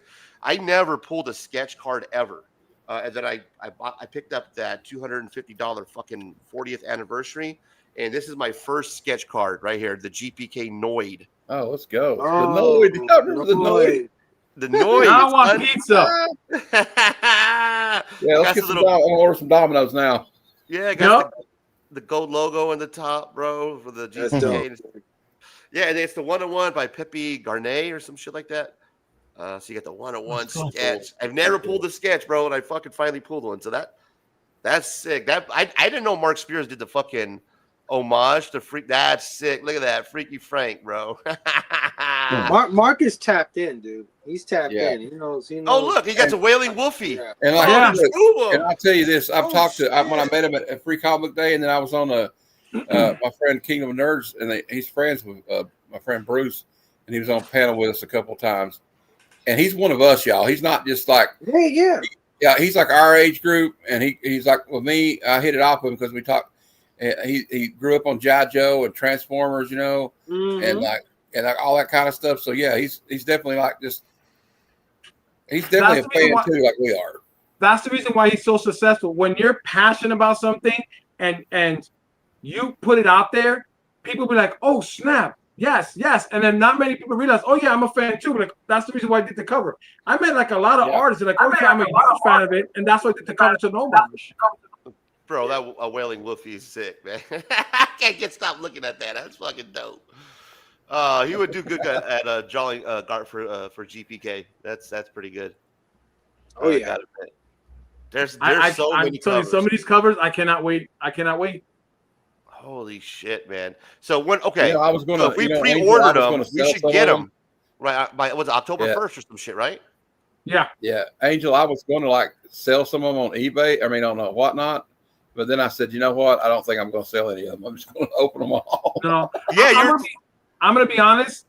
I know what covers I want. I'm hoping to get at least out of 30, 10 of them that I want. That's there. Yeah, if I don't get the covers that I don't like, that's when either A, I have this cover. Who wants to trade? Because I'm like I said, huge monster fan, and those werewolves and the Frankenstein and all those things. I love them. Absolutely. Hey, hit me up on IG. Maybe we get ones. Like if I get one you want, and you got one I want, we'll talk. Yeah. Oh yeah. Definitely. Oh, definitely. Speaking of selling on whatnot, because I know like at least four of us, right? The three of us are sellers. Well, four of us. Yeah, me, Matt, Rob, Angel. Okay, I know Rob pulled the trigger. So, did you guys get the email and participate in the whatnot exclusive seller sale for the Marvel mystery packs that are coming out in October? The Beyond the Con New York. I declined. So you did not. I don't know because here's my reason why. I'm going to be at New York Comic Con, so I am not going to be on whatnot selling. I'm actually going to be. I got panels to do, autographs to get, and books to get graded. Okay, Matt, did you participate? I didn't get an email, but I haven't sold in like a month where I moved, and I still haven't I got my whole setup for selling. So they may not ask me because I think you have to have at least a show a week or like at least 4 shows a month. It was real kind of discreet. They sent me an email, and I haven't sold since I started. So. Well, I haven't gotten anything, but like I'll be honest with you, dude. The last ones they did were a fucking disaster. They were. Yeah, those Fantastic Four ones were. I couldn't sell them for $30. So I'm hoping that because of that this next go around, it's going to be good. So you get 6 comic books in this next go around per pack, and they're all the exclusive foil for like the last 6 hot issues of whatever just came out. So. I got to pull up the list and see what it is, but there's okay. What's a me and Robert asking? What was it? Not a fold foil, flood foil. What's a flood foil? Do you guys know what that is? You got me. Exactly. I have no fucking clue. You got me. Me and Robert tried to. Evidently, if you pull it up on eBay, I guess there's one listing of a fold foil, and I don't know if it's Punisher or what it, but it's like the foil doesn't go all the way to the edge or some shit. I don't know, but there's a chase called Fold Foil. Never heard of it, and I'm like, okay, I'll give you $100. Let me fucking see what this is all about. So yeah, we'll get those packs, and I think it's like you get a total of 6 packs, and they come with 6 comic books. And I pulled the trigger, so we'll see, man. I don't know how good they're going to be, but I figure at the very least, I'm going to have fun ripping 6 packs if nobody buys them. You know what I mean? Yeah, I just don't. What I'm afraid of as a comic book fan first, because like I said, I preach this all the time and whatnot. I am a collector first and a seller second. Same. CMS, would you ever buy on Whatnot CMS as a real collector? I mean, yeah, I guess if it's something that they had that I needed. Have you ever bought anything on Whatnot? No, I've never done it. I know a lot of guys. It's probably a good thing. It's dangerous. I have. It's dangerous. Believe it or not, I still buy on Whatnot. I still do. I do go down there. I still do. I haven't in like 2 months, but like there are deals to be made. You have to sit there and grind sometimes on these streams, but like if you go into streams where there's not like Comic Tom will have 200 people in there. So you're not going to get any deal there. But there are some sellers, and some guys have reasonable prices. Like there's a guy, Goodbye Comics, and he usually has anything you want. You just go, hey, you have ASM 324, and you go, yeah, I got that, and he'll go get it. He's got like a whole warehouse full of comics. Well, some people just like to dig, though. Like, is that why CMS? Yeah, are you old school? but you just sit there and wait, and some people will be like, I got like a bunch of like Bronze Age, early Conan, and Red Sonja for like $1 each, $2 each. Right. No, I can't sit there and watch the show. A lot of times, I don't need all that stuff. If I'm looking for one book, watching a whole show, I don't know. That's not for me. That's not for me at all. The only thing that I'm afraid of that Whatnot is pushing these cards and blind bags. It reminds me because I'm 47 years old, so I've seen the hobby at this height, and I've seen the hobby go down. And I'm afraid with all this exclusive crap going around. Don't get me wrong. There are some that are great, and I have purchased. And there are some that is just, you might as well use that shit for toilet paper. Really? And so are you not a fan of the blind bags? It's a hit and miss. It's a hit and miss. I will buy 2 blind bags, and then I will go online, be like, let me see what they're, and then some of the covers, they're not that great. Like, for prime example, it's like, say this is a fresh new one, right? All they're gonna do is take a new comic book and say, "Oh, it's foil. Now it's exclusive."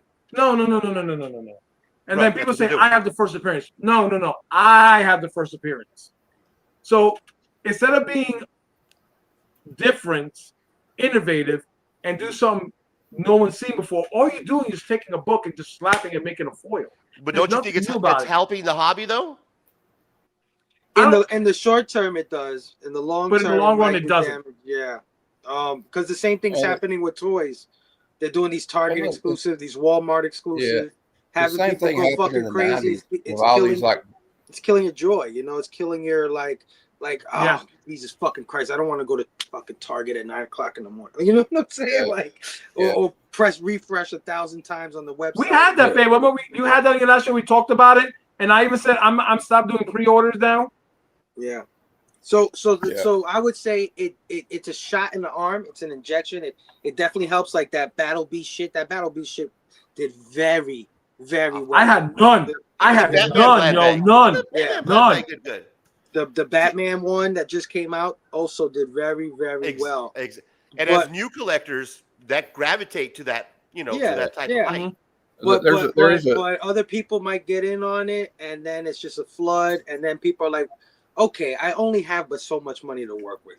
I cannot get all this shit. You know what I mean? Well, also, you fall into the comic industry, fall into the trap. It feels like the same trap they did in the 90s right now. Say that again? I want everybody to hear that. Say that again? Poly bags, yeah. Yep. And it's kind of a weird time to be a collector right now of new comics. I don't know how long it's going to last, but I do like some of the blind bag, but there are people like even me. I got carried away with the Mark Spears. I'm a big Mark Spears fan. But like I'm going to get like the DCKO now. Marvel's doing one. I don't know if you know this, but they're ending the Ultimate Universe again. So Right. Yeah, I know. And I Ultimate enjoy Endgame. Spider-Man too. There's going to be an Ultimate Endgame blind bag comes out on New Year's Eve, I think. I'll get it, and I'll buy it. I love it. CMS, what do you think about the blind bags? Are they helping the hobby, or are they killing the hobby, bro? Let me get your take.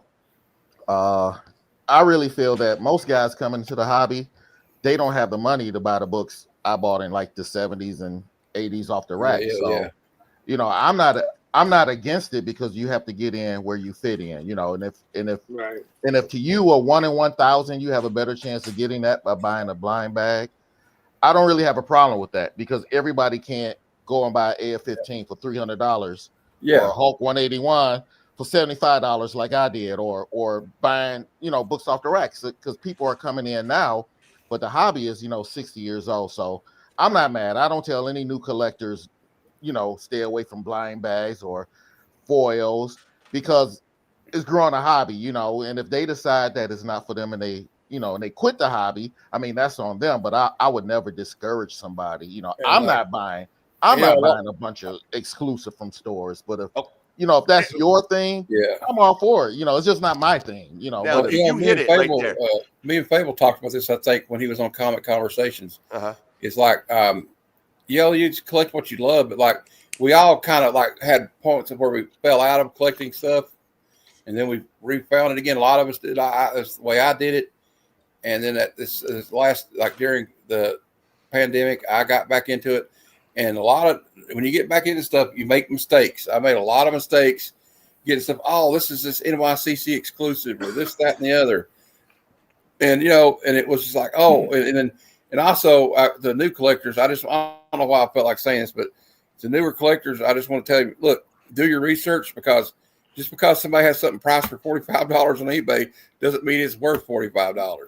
So I would just go take their word for it and go, oh, look here, they got this Frank Miller, whatever, you know, and then, when you first get into this shit, everything looks shiny to you.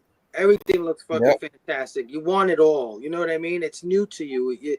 You're like a kid in the candy store. You try to get everything that you fucking can. But after a little while, after a few years, you start seeing through the gimmicks. You start seeing, oh, okay, I see what you guys are doing there. I see what you're doing there. Like Transformers. It's my favorite thing, right? I told you guys, we talked about it. Transformers has had over 10 printings. Number one has had over 10 printings. I have bought all 10 printings, right? And then Guilty. They came out, and then they came out with the one that makes the sound effect where you open the cover and it does the damn. Yes, I want that one. If anybody has it, call me. Reach out to me, please. If anybody has it, please reach out to me.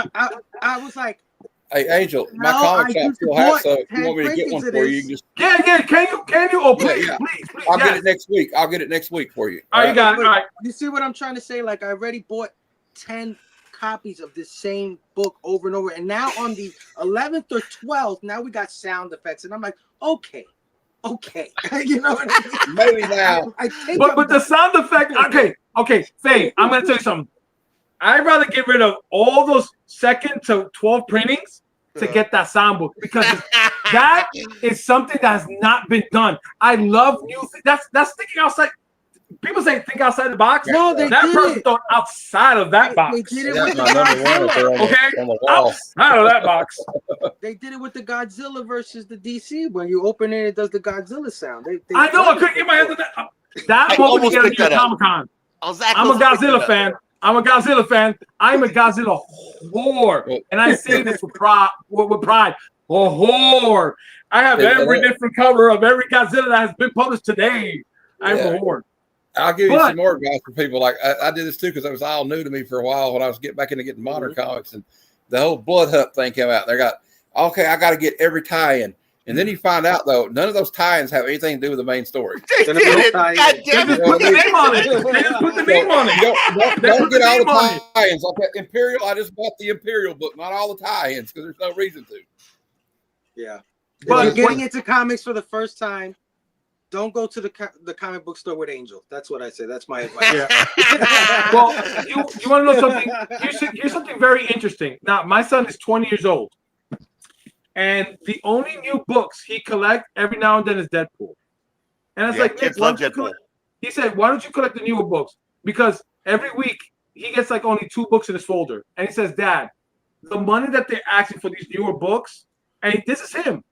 I'd rather get older books." He has the Fantastic Four black and white with things that he wants. He goes, "Dad, because he goes into my room, into my comic room. He goes, I want that. That is fun. Those are great stories." And he realizes, like, "Dad, for $10 for a new issue that came out, I can dig into the dollar box and get 10 books." Right. So he's like, it's just those. He's like, the older books he enjoys. He collects the John Burns X-Men. He collects the stuff that I'm collecting, and he's like, because he's like, the only reason he collects the newer books is because of the covers.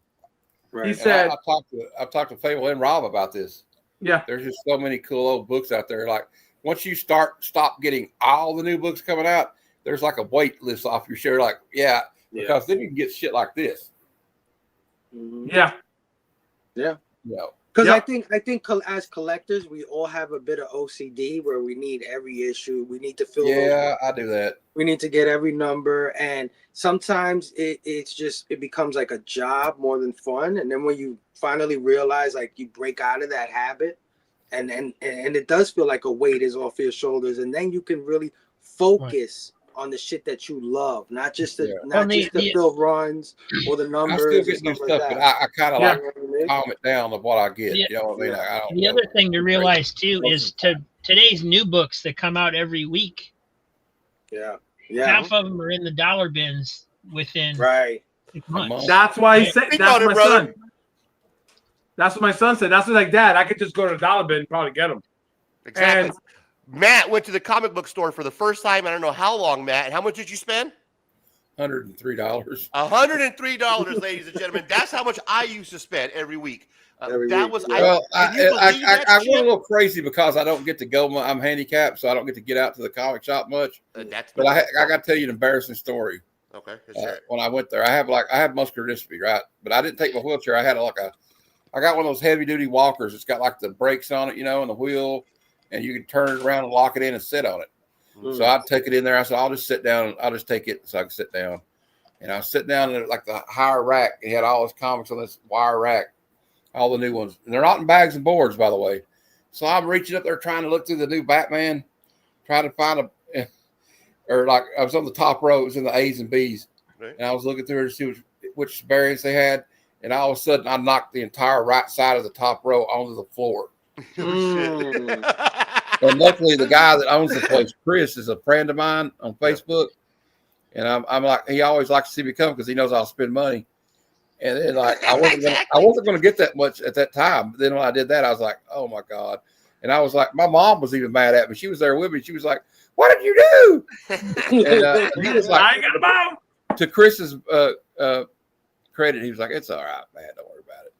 He goes to the checkout, and it's like, "That'll be $1,223." Yeah.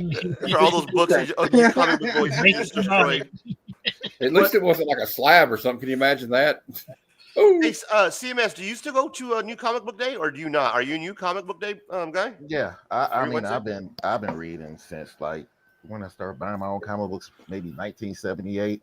So I'm deep. I've been buying them for so long. So yeah, but I FOC. I pre-order mine, and then I just go to my, I order mine and I go and pick them up on new comic book day. So I don't spend big dollars on books. I'll sell a big book, but I don't spend big dollars. And I'm not a collector. I do sell books. I mean, I am a collector. I do sell books, but it's just not a business.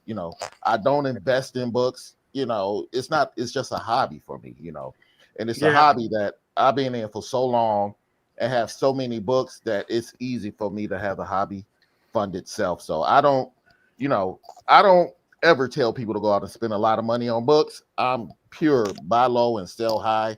These books are like $5 each now compared to when I was a kid and I spent $2 and get 4 50-cent books. So, just buy what you like. And it is what it is. Like I said earlier, if you want the blind bags and the 1 in 1000s and the super duper foil covers, I mean, that's on you. It brings people to the hobby. It's just, you can get burnt that way too. You spend a lot of money on a 1 in 1000 and it tanks, then you're out that money. So I'm pretty much safe, you know, with the books off the rack. So yeah, I'll probably be reading comic books. But you know what? You know what probably saves you too, CMS, is that you're a reader. A lot of these guys. Are you a reader, CMS? Oh yeah, I'm a reader. I'm a reader. I'm a reader. I'm a collector. I mean, I'll just say I'm an OG, really. You know, a lot of the stuff that goes on in the hobby now, it's kind of like new stuff to me. You know, I'm just an old school guy. You know, I still read them. Mm-hmm. You know, I still collect them, but all the new artists, the new cover stuff, you know, I'm not really into that. The covers, this artist, I do like some, but that was a new thing to me. Just like first appearances, you know, it really wasn't about a first appearance. Comics had value, but it wasn't really a Hulk 180. No, it was Hulk 181. Go to the Yoda and see which one it is and all that craziness. Or, you know, or like the Uncanny X-Men Annual 14 or Uncanny X-Men. Yeah. The people who do that, the people who do that are the ones that are not in this for the hobby. They're in this for the quick buck. And that's what I was trying to say. That's the whole thing, right? And because at one point, it wasn't cool to collect comics, and that's the point I was. Yes, you know, I remember that too. People that collected them actually read them. I saw remember that era for me. 90% of these people don't read no comic books. Look at all your. I remember when I was in high school. When I was in high school in the 90s, when I was high school in the early 90s, I didn't tell nobody I read comics. Right. It was a big secret. You know, I remember trading in my classroom, hiding in my jacket. I didn't want nobody to see it. It was like pornography. You don't want nobody to know. Right. And I remember after school, I used to go to the comic book store and I had my backpack and I had the guy knew who I was and he gave me 3 bags and I wrapped it up and I had a little mini cardboard and I would put it in the backpack so my books wouldn't get damaged and I would go home and read them. And that's the thing when I tell people, like, for me, when I collect and I read my books, it's nostalgia. It's like people don't believe that I'm reading, but my favorite book to read right now is Crypto by DC. Mm-hmm. Phenomenal. One of the best right now for DC. Okay, let me tell you guys a quick funny story about, you know, being collecting and being scared or, you know, ashamed to be known as a comic book collector and reader. So obviously I grew up here, right? South Phoenix, Central Phoenix, Arizona, right? 48th Street and Baseline. We would go to 2 places to get our comic books. There's only 2 places that you can go, and you had to walk or ride your bike, right? One of them was the Thrifty ice cream store. I don't know if you guys ever heard of these or had them in your area, but it was called Thrifty Ice Creams. They sold ice cream, Garbage Pail Kids, comic books, and, you know, kind of one of those ice cream stores. So it's a little bit further out, but there's a closer store. Kind of like a corner candy store, like before the Water and Ice. It was just like a candy store, old school, little bit of toys and comics. They had a spinner rack, like 2 spinner racks of comic books. So I would go with me and my buddy or me and my cousin. We would go and either walk or ride our bikes down there to get some comic books. Now, I'll be honest with you guys. I wasn't a superhero reader of comic books at first. It took me a while to actually. I would read Archie's Digest. That's what I would read, guys. I used to read the Garfield comic strips, but then it was until then that we started going and getting comic books off the spinner racks that I started actually gravitating towards superheroes. I was still picking up Archie and shit, and that's what I was reading. So what we would do is because I still loved Archie and my friend or my cousin would like the superheroes. I thought, you know, it was a little gay to pick up an Archie Digest, right? So I would pick them up. And we will get our comic books, and then we will go to Abco. Like it was before Fry's. It was a store called Abco. And we would go, and I would, with an extra $2, and I would have a little $2 stash, is I would buy, and I would look like a stud by doing this. This is a twofer. I would buy a thing of tortillas, a dozen of tortillas, right? Tortillas, a dozen of tortillas for my nana. And I would look like a stud when I would come home, and I would use the tortillas I would take the comic books out of the bag and I would put them in the grocery bag and I would use the tortillas as the shield so that when I'm walking home, it looks like I'm walking home with a bag of tortillas and not a bag of Archie Digest comic books. Yep. Exactly. You know, so it was like a dirty secret. Like people found me like, you collect comic books, and it's like, how could you collect so I remember like Kira was saying, I remember when I was in college and I collect maybe like 3 books and then slowly by my second year in college, like I stopped. I had that phase where I stopped. And then when I finally was like, I was on my own, I had my own place. And then I figured that's when slowly it was okay to buy comics at that point during the 90s, during that troubled time for Marvel and DC. And I got right back on it. And unfortunately, it was the era of the collector's edition bags, the Ghost Rider foil, the pop-up covers. I was like, when I got back in, I'm like, this is time out. Whatever happened to the good old days in a regular X-Men cover and not the shiny foils and stuff like that? And it kind of killed the market. And I'm afraid with all this, like, I'm looking forward to this blind bag. Don't get me wrong. Right. But at some point, the comic book industry is going to have to step back a little bit and stop making them for a while and get back to doing regular books. Yeah. They're not going to stop making blind bags, bro. Come on. Well, that's out of the bag. That's what the thing is. They'll overproduce and they'll kill it. That's what companies do. They never step back and realize should be for something special, you know. Right. And that's been going on throughout they'll the do world. like they did with the new Batman and just be like, let's do a new Batman so that we can do a blind bag. Isn't that the number one selling comic book right now? Right? It's like Batman, right? 500. It's almost like human nature, though. It's not just comic book companies that do it. That's all throughout history. Remember, like they give how much money they could get for hunting buffalo, so they just kill every damn buffalo coming and going, right? You know, until there wasn't hardly any left.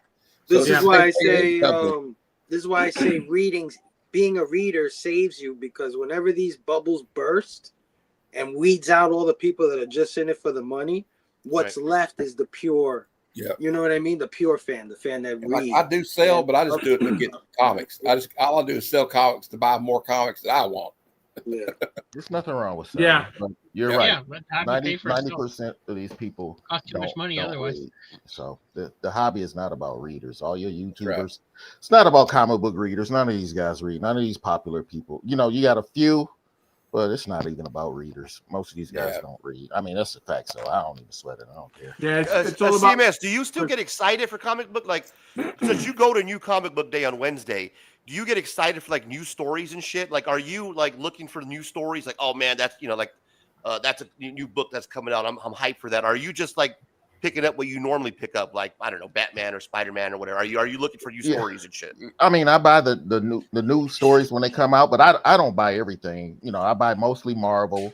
You know, when Something Is Killing the Children came out, I bought that. I tested that out. This Everything Is Dying, I tested that out. But I'm not one of those guys that, you know me. I'm not like, oh, I'm so excited. Looking, that's just not me. Not about no comic book. It's just a comic book. You know what I'm saying? That's not me. Oh, I'm so excited. Nah, I mean, the world is a different place. So it's just a comic book to me, like people argue and fight on YouTube, comic books, arguing and drama and stuff. I'm like, it's just comic books. I'm so beyond that. Thank you. Exactly. It ain't that important to me. I've been like I always tell everybody, they're like always complaining about the MCU is going downhill, or what's the DCU going to do here? And I'm like, you know what? Dumb. When we at my age, and a lot of you guys the same age, you didn't have much to choose from as far as superhero movies. Maybe a Batman movie every 3 years or something, or maybe a Superman movie every 2 or 3 years. Yeah. But now there's like so much stuff. You got stuff on like Peacemaker right now. It's so awesome. Yeah. When I was a kid, it was pretty much. Yes, and that's been. Oh my God, what a great show! And that last episode, oh my God. I don't want to spoil it for anybody, but you know what I'm talking about, right? That conversation. I was like, is that? Yeah. Shut the front door. I was like, oh yeah. They got us on a Disney Plus. People lose their fucking mind and ban it if it was on Disney Plus. But you know what's crazy though? My son, again, 20 years old. He read my Teen Titans and he loved the Vigilante. Now this is the whole market blew up for him on Peacemaker. And my son collected every single issue of Peacemaker from all the years, even the miniseries and stuff like that that DC still produced. Right. And now people want the Vigilante, and my son liked the character before he even became popular. Right. So that says a lot, and he reads the books. Right. So it's like the comic book industry has to realize at some point we are not going to be around forever. Something can happen to me tomorrow. Well, that's why these kids love these blind bags, bro. Like you guys, I'm saying they're not going anywhere because a lot of people, like myself, I love them because I like the ripping culture of like ripping packs and ripping now blind bags. That's huge, and the genie's out of the fucking bottle. So here's the thing that I tell people about this. I have two perspectives. Number one, you're not teaching the kids to enjoy the stories. You just make them seem like it's a shiny quarter. The second perspective is, and people say, why do I collect comic books? I say, because you know why? Because the books that I read are better than the shit they put on TV. Because if you look at the shows on TV, they're crap. But if you look at a book, if you read a comic book, it's actually better than looking at a TV show. And now what's going on? Now these people are going back to those materials and putting them on the big screen. And people say to me, did you see that coming? Like, I saw that coming from issue 34. Yeah. So I think I look at my son and my daughter and they actually read it. They don't collect it because it's the popular thing. Right. And what I want to do is I want these industries to realize that if you want to keep this hobby alive, if you want to have a job, if you want to keep your cash flow coming, make good stories. Don't put out something that's short term, because what's going to happen, these kids are going to be like, I don't want to collect comic books anymore. Okay, talk about good stories. You're upset that they pulled the absolute Green Lantern. I know you're upset because I follow you on Facebook. And Green I heard Arrow, that story was shit, though. Man. I heard it was a shitty story, though, bro. Like, that was the feedback. So are you saying that that was not a good move that they pulled? That No. It wasn't. So here it is. Now, I'm a fan. If a book is doing terrible and the writing is terrible and the art is terrible, pull it, bro. You know, you got to pull back, because in the long run, all you're doing is producing paper that's going to wind up in the freaking dollar bins, or people are going to cut them and use it for decorations. Green Arrow is a great character. Green Arrow, that's what it was. And I love Green Arrow, and Green Lantern. Great. They you know, if you take away, if something happens to Aquaman, if something happens to Wonder Woman, Batman, and Superman, and now people realize guys like Aquaman and Green Lantern are also the anchor of this. You got guys like Oliver who are normal human beings. So keep pushing it out, even though the story's shitty. Superpowers, and I love that. But my thing is, like, when you write these characters, really think about the story that you're putting out. And I feel like the way they were doing it with Green Lantern and Green Arrow, it was terrible. And it's like, for me, it's like at some point, like, I'm gonna keep reading it, because at some point you're gonna have to stop. You're gonna have to put the brakes on, DC. It's like when they did the Silver Surfer, I'm not a big fan of it. I didn't enjoy it. So I stopped at number 3. And now everybody wants it because there's a new Silver Surfer. I don't care. Don't care. I even gave away the first 2 issues of my Whatnot. Doesn't bother me, because the stories weren't there. Why you got like The Walking Dead last alone? Because the writing was so good. They canceled Birds of Prey too. Yeah.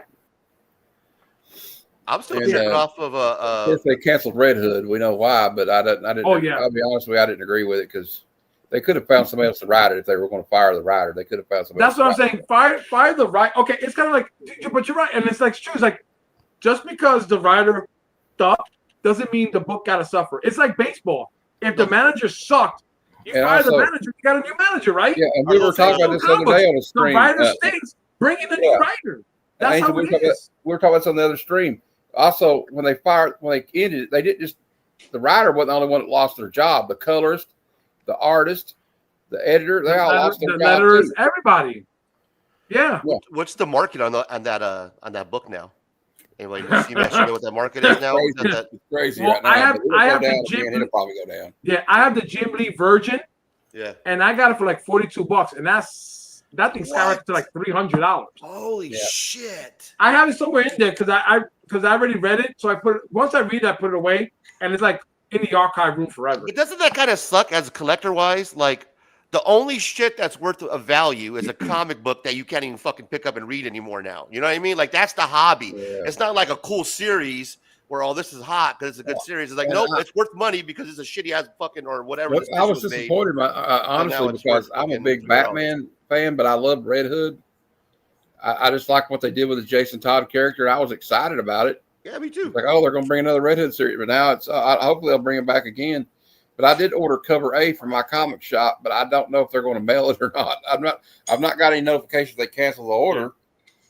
Good stories and storytelling will always stand the test of time, and good stories and storytelling at a good value would be even better. DC Compact Comics, I don't know if you know those little DC Compact things. Stores have a problem keeping those shits on shelves. I'm by Midtown. Midtown's one of the biggest comic book stores in the whole United States, and they told me firsthand those things go in the first 3 days. We stock them on our shelves. They are gone immediately because they're great stories at a fantastic value. You cannot beat it. You know what I mean?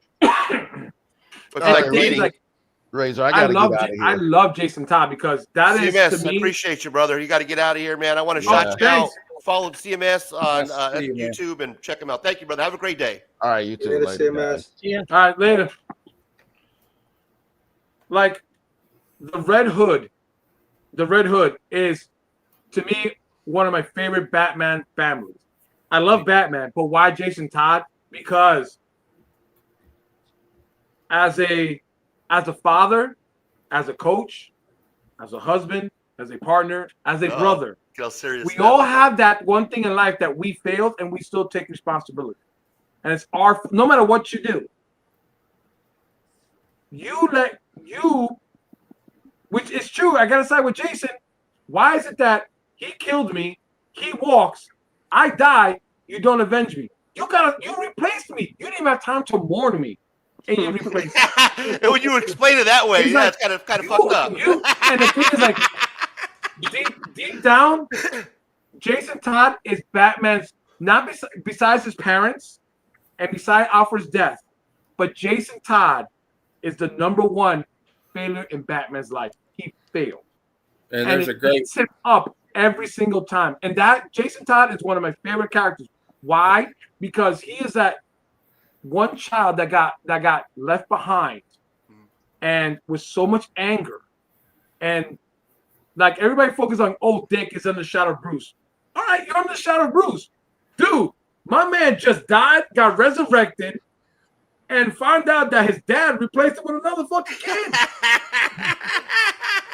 Like, really? And then you wonder why Jason's angry, Bruce? You know why he's angry? And like, there's I don't know if you've seen the movie, the animated movie about Red Hood.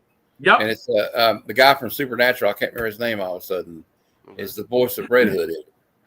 And he just, there's a scene in it. It's like, really, he's like, why? Why this guy? Why would you let this guy live after what he did?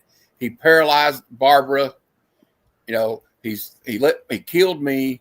He's killed, how many people has he killed? Every time you put him in jail, he gets out.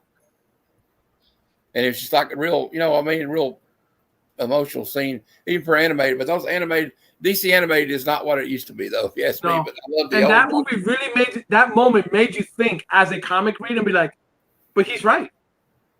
He's right. Because let me tell you something. If that was Oliver Queen, if that was Hal Jordan, and something ever happened to Speedy or Hal Jordan, for that something happened to Guy or John, they would have killed him.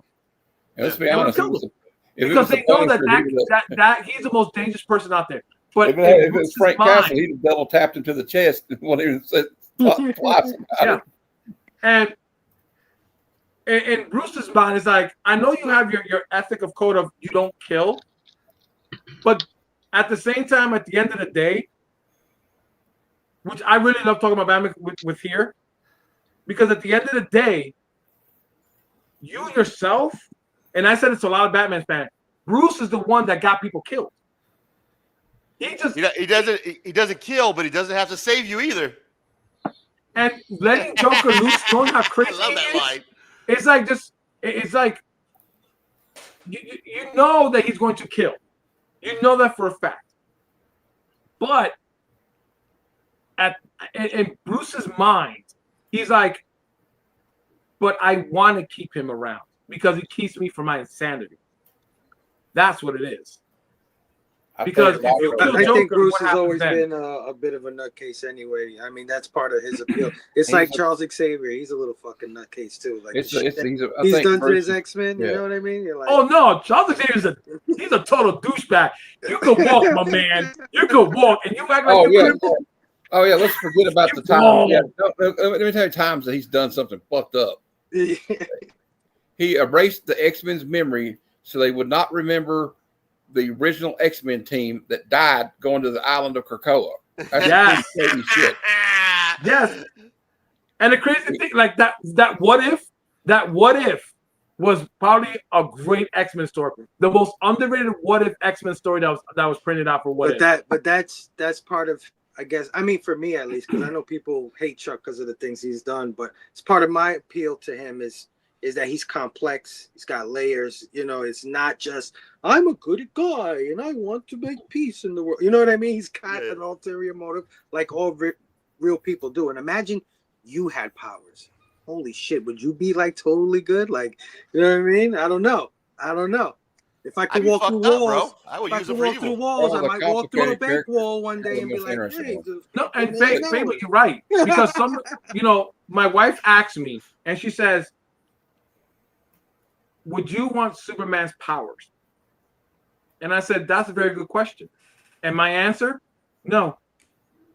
Because at some point, all that power, because we've seen it in the real corporate world, all that power is going to get to your head and corrupt you so bad. Because no matter how good you think you are and how many good you're going to do, that much power is going to corrupt your mind. And you're going to think, look at real CEOs today in real life. Look at politicians in real life. Look at I'm not gonna say his name, but look at somebody at the White House today. That power gets to you, and you think you're unstoppable. It is. And I said, I'd rather be Angel. Be careful. For me, I'd rather be Batman. I've already been canceled once already. Let's not do it again. Well, I gotta go, guys. I'm ready to get back to the game, man. You can't get me canceled again. Come on, bro. I'm just saying, I'm not saying any hate. I'm just saying power-wise. Right. And it's all a power trip. To me, I always wanted. The reason why I like Batman, because in his mind is, I know all of you. I know all your weaknesses. I know how you think, and I know your old moves. And I have every single one of your weaknesses. That is what I like about Batman. Excellent example, Luis. Totally agree, Angel. Look what happened to Scarface. First you get the money, then you get the power. Right, Angel? See what happened? The respect. And this is what I like about the comics. Why does Batman have all these Robins? Not because he needs sidekick. Because the reason why he needs them, because he even said it himself. If I ever go off the wall, these kids know my single move. These kids know how to beat me. They are your best shot to beat me. I know all your weaknesses and how to get all of you, but you guys don't know how to get me.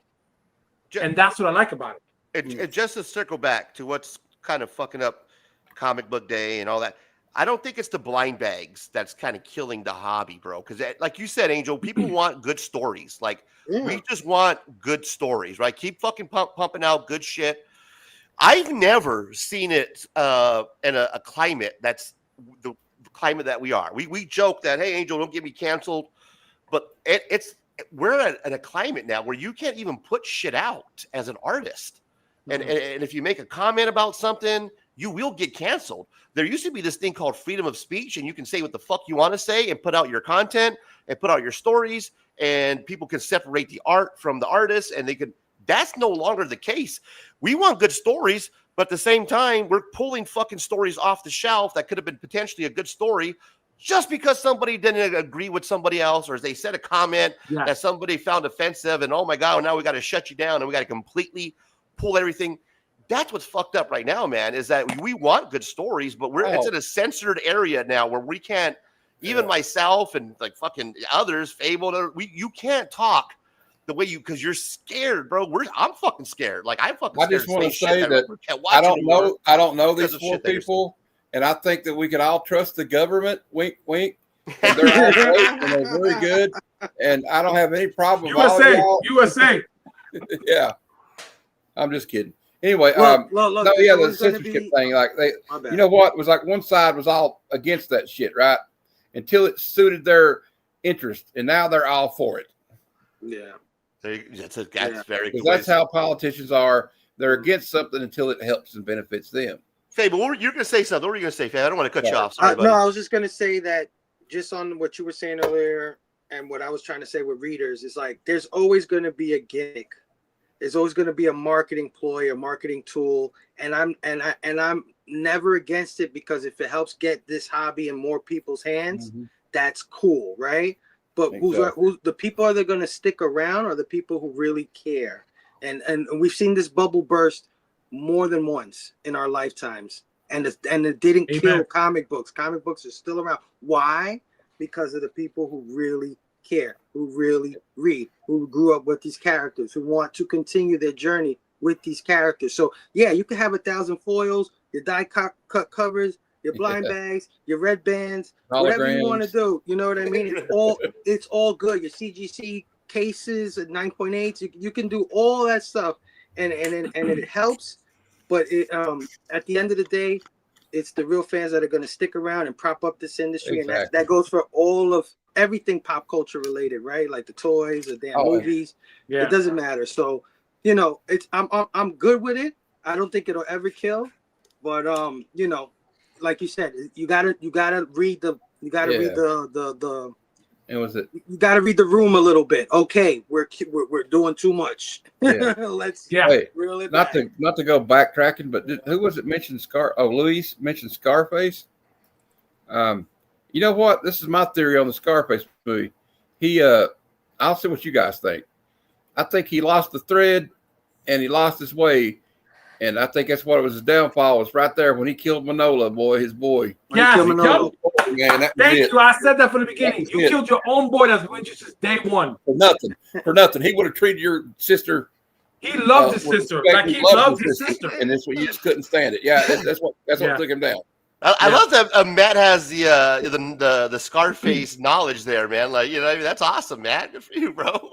I love that Shout out to Matt with the Scarface knowledge. I love that movie. The movie connoisseur, man. I had that movie. I had that song. I've had that damn song in my head for like 3 days straight the other day. You know, the one he's like, take it to the limit. Yeah. Oh my God, I was playing this morning in the closet. I thought you were going to say, Flash Dance with the Yayo. Flash with the Yayo. I used to and I would turn that song on and just do missions. to talk about Scarface. Like a bird. Yeah. The problem is, you know what Scarface is? Now, I grew up in the projects. And when I go home and I told my kids, and I say, you know, I like coming back here and visit everybody. Why? Because no matter, now that I don't live in the city, I have a suburb, I have a house, I have a car, I have this, I have that. It always reminds me where I come from. Never forget where I came from and stay humble. And I think in that movie, as he was getting all that money, he forgot where he came from and didn't stay humble, and it got to his head. Yeah, because you remember the scene, there's another scene where Angel's in there talking to him and Michelle Pfeiffer's in there and he's in the bathtub and he's like, he just goes off and goes, who put this together? Me. That's who. Yeah. And he's just sitting there like he's a big cock of the walk. He don't think he needs anybody, but if it wasn't for Angel, you know, like if Angel hadn't been out there when that guy had that chainsaw in that bathtub, he wouldn't have been around even thinking about taking over Frank's empire. Yeah. Manolo, I love that guy. Yeah. Stephen Bauer is a great actor, and he's very overlooked a lot. But that guy, he was also in Breaking Bad for a minute. Like he wasn't in it for long, but like I'll never forget that scene he's in where what's his name? Carlos Esposito goes to his house and he just kills everybody there. Man, Breaking Bad was a perfect show, but that's another story altogether. That's another story, yeah. Yeah, well, I got to bounce out myself, fellas, man. It was good talking to you guys.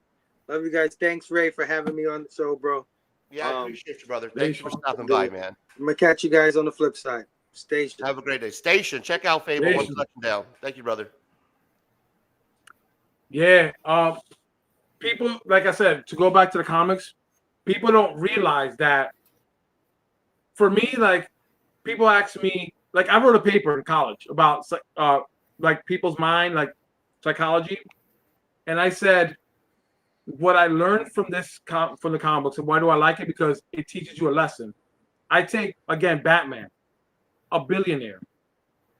All the money in the world didn't make him happy. Because you know why? Because he was going to be always that 8-year-old boy who couldn't do anything to help his parents. And that's a prime example of money will never buy you happiness. Angel, let's go back. When we did we did some DC talk when we were on the show, late night after hours. I can't wait to come back to late night after hours, man. We're gonna have a ball.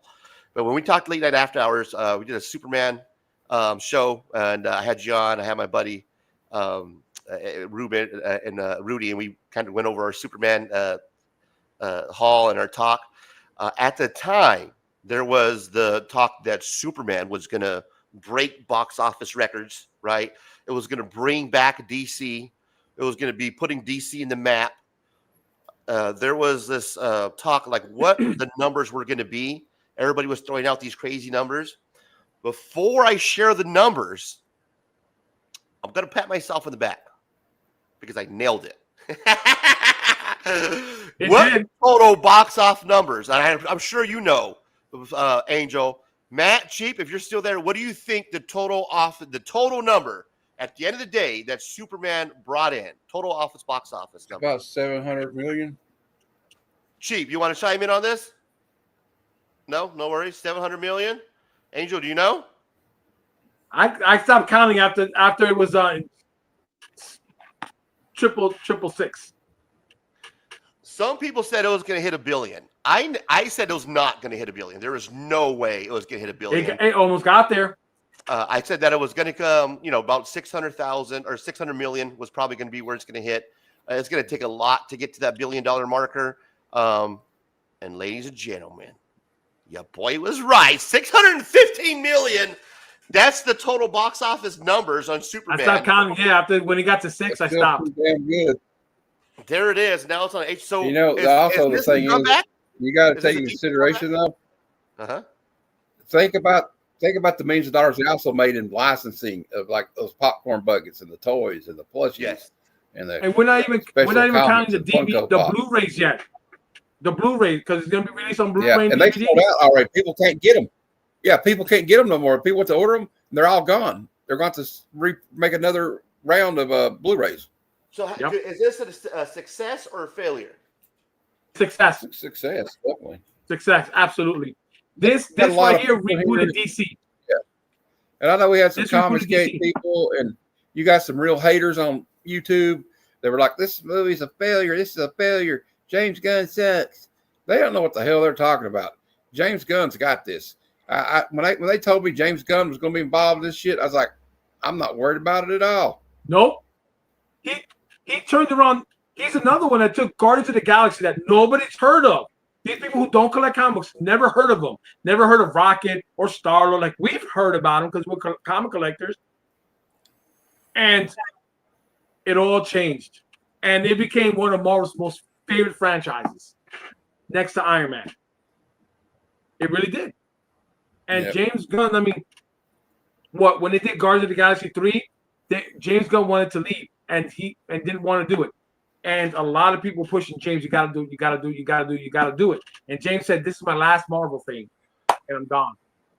And it became another good one. Well, I would hate to tell you guys that both of you guys, gentlemen, will be wrong. It's actually a failure. If you consider it to what happens with Screen Rant. So Screen Rant's going to tell you that, no, you guys are both wrong. It's a failure. 363.8 million was the supposed production budget. This is off of Screen Rant for the 2025 Superman movie. Would need to make at least 727 million. However, studios tend to want to see their movies make more than double the budget, which is bound to be the case for Superman. So, if 363 million was the total production value, considering everything that they use for the ads and all that shit, it would need to make 727 to be a success. And it did not hit that. It hit this 615. I don't buy it because those numbers. I don't buy it. No, failure. I think it's not a failure though. What do you think, Chief? 600 million success failure. By the way, the budget was $250 million. There's a lot of haters on the internet that want it to be a failure. They beg to be a failure because you got all these Marvel fans. It's like Bloods and Crips out there that think Zack Snyder is Jesus Christ. Yeah, I'm just saying, just because it didn't make 700 million, like I said, think about the licensing. Everybody that made a popcorn bucket, every Funko Pop, every stuffed animal, every poster, DC gets a slice of that. Rob, and then you got to count in the fact DVD and Blu-ray. I would count it as a success. It's you got all these people on the internet that are second guessing numbers and stuff. They don't really know. They have their own agendas. These people aren't even. I got a question too, Razor. What was that website that said it? This movie needed to do was to prove to people that DC could make a good superhero movie because they've never done it before. It was. I'm curious. The website that said it was a failure, you got the information from. I would be curious to what website that is. Screen Rant. Oh, well, you know why? Because they're probably a Snyder fan. Screen Rant. They're probably a Snyder fan. It's always because like you got that. so you have the Marvel fans, you have the Snyder fans, and they were bashing this thing. When I keep telling everybody, I'm like, you don't realize that instead of bashing each other, we need to make DC popular, just like we make Marvel. Because if one fails, then the other one's going to fail. Then we have nothing at the end of the day. And the only people that we have to blame is ourselves for trying to bash something, and that's messed up. Like I go in there with a blank sketch. Like I admit, Marvel, you have fucked up. How about the Wolverine movie with Deadpool? That's all covered up. How about those movies? How about, let's see, there were some other movies that I'm not gonna bash Marvel, but there were some movies that failed too. But people kept encouraging Marvel to do movies. And just like DC you should encourage those movies. Point in case. Here's a success for you right here. 520 million. 520 million, and it went up against Superman at the same time with I think half the budget, right? And it made 520. So a little less than Superman. That didn't make a whole lot less, but I would say that's actually a huge success because I think Superman was supposed to make at least 700 million. Like that was the number. People were even throwing out the B word billion. I didn't think it was going to make that much, but there was a lot of hype behind Superman that it was going to be this huge success. It was going to bring. It's a big success. Don't get me wrong, but I don't think it was a big success that people thought. I thought it was going to be bigger. I'll be honest with you. I think myself and a lot of people. The thing is I don't think movies are ever going to see those kind of numbers again. People aren't going back to the theaters. You know, there's a big portion of the population that they're just not going to go back to a theater. He's right. Rob's it costs too much. The ability for me to go to they don't need to. They found out they can have other sources of entertainment. And I went and saw Superman in the theater, but eventually you get to see the movie anyway. Yeah. I went and saw Superman in the theater because I'm a big Superman fan. I didn't go see Fantastic Four theater, and the last time I went to the movie before Superman to a theater was Black Panther. That's how long ago it'd been. So Rob's right. Not everybody's going back, and some people can't go back. You know.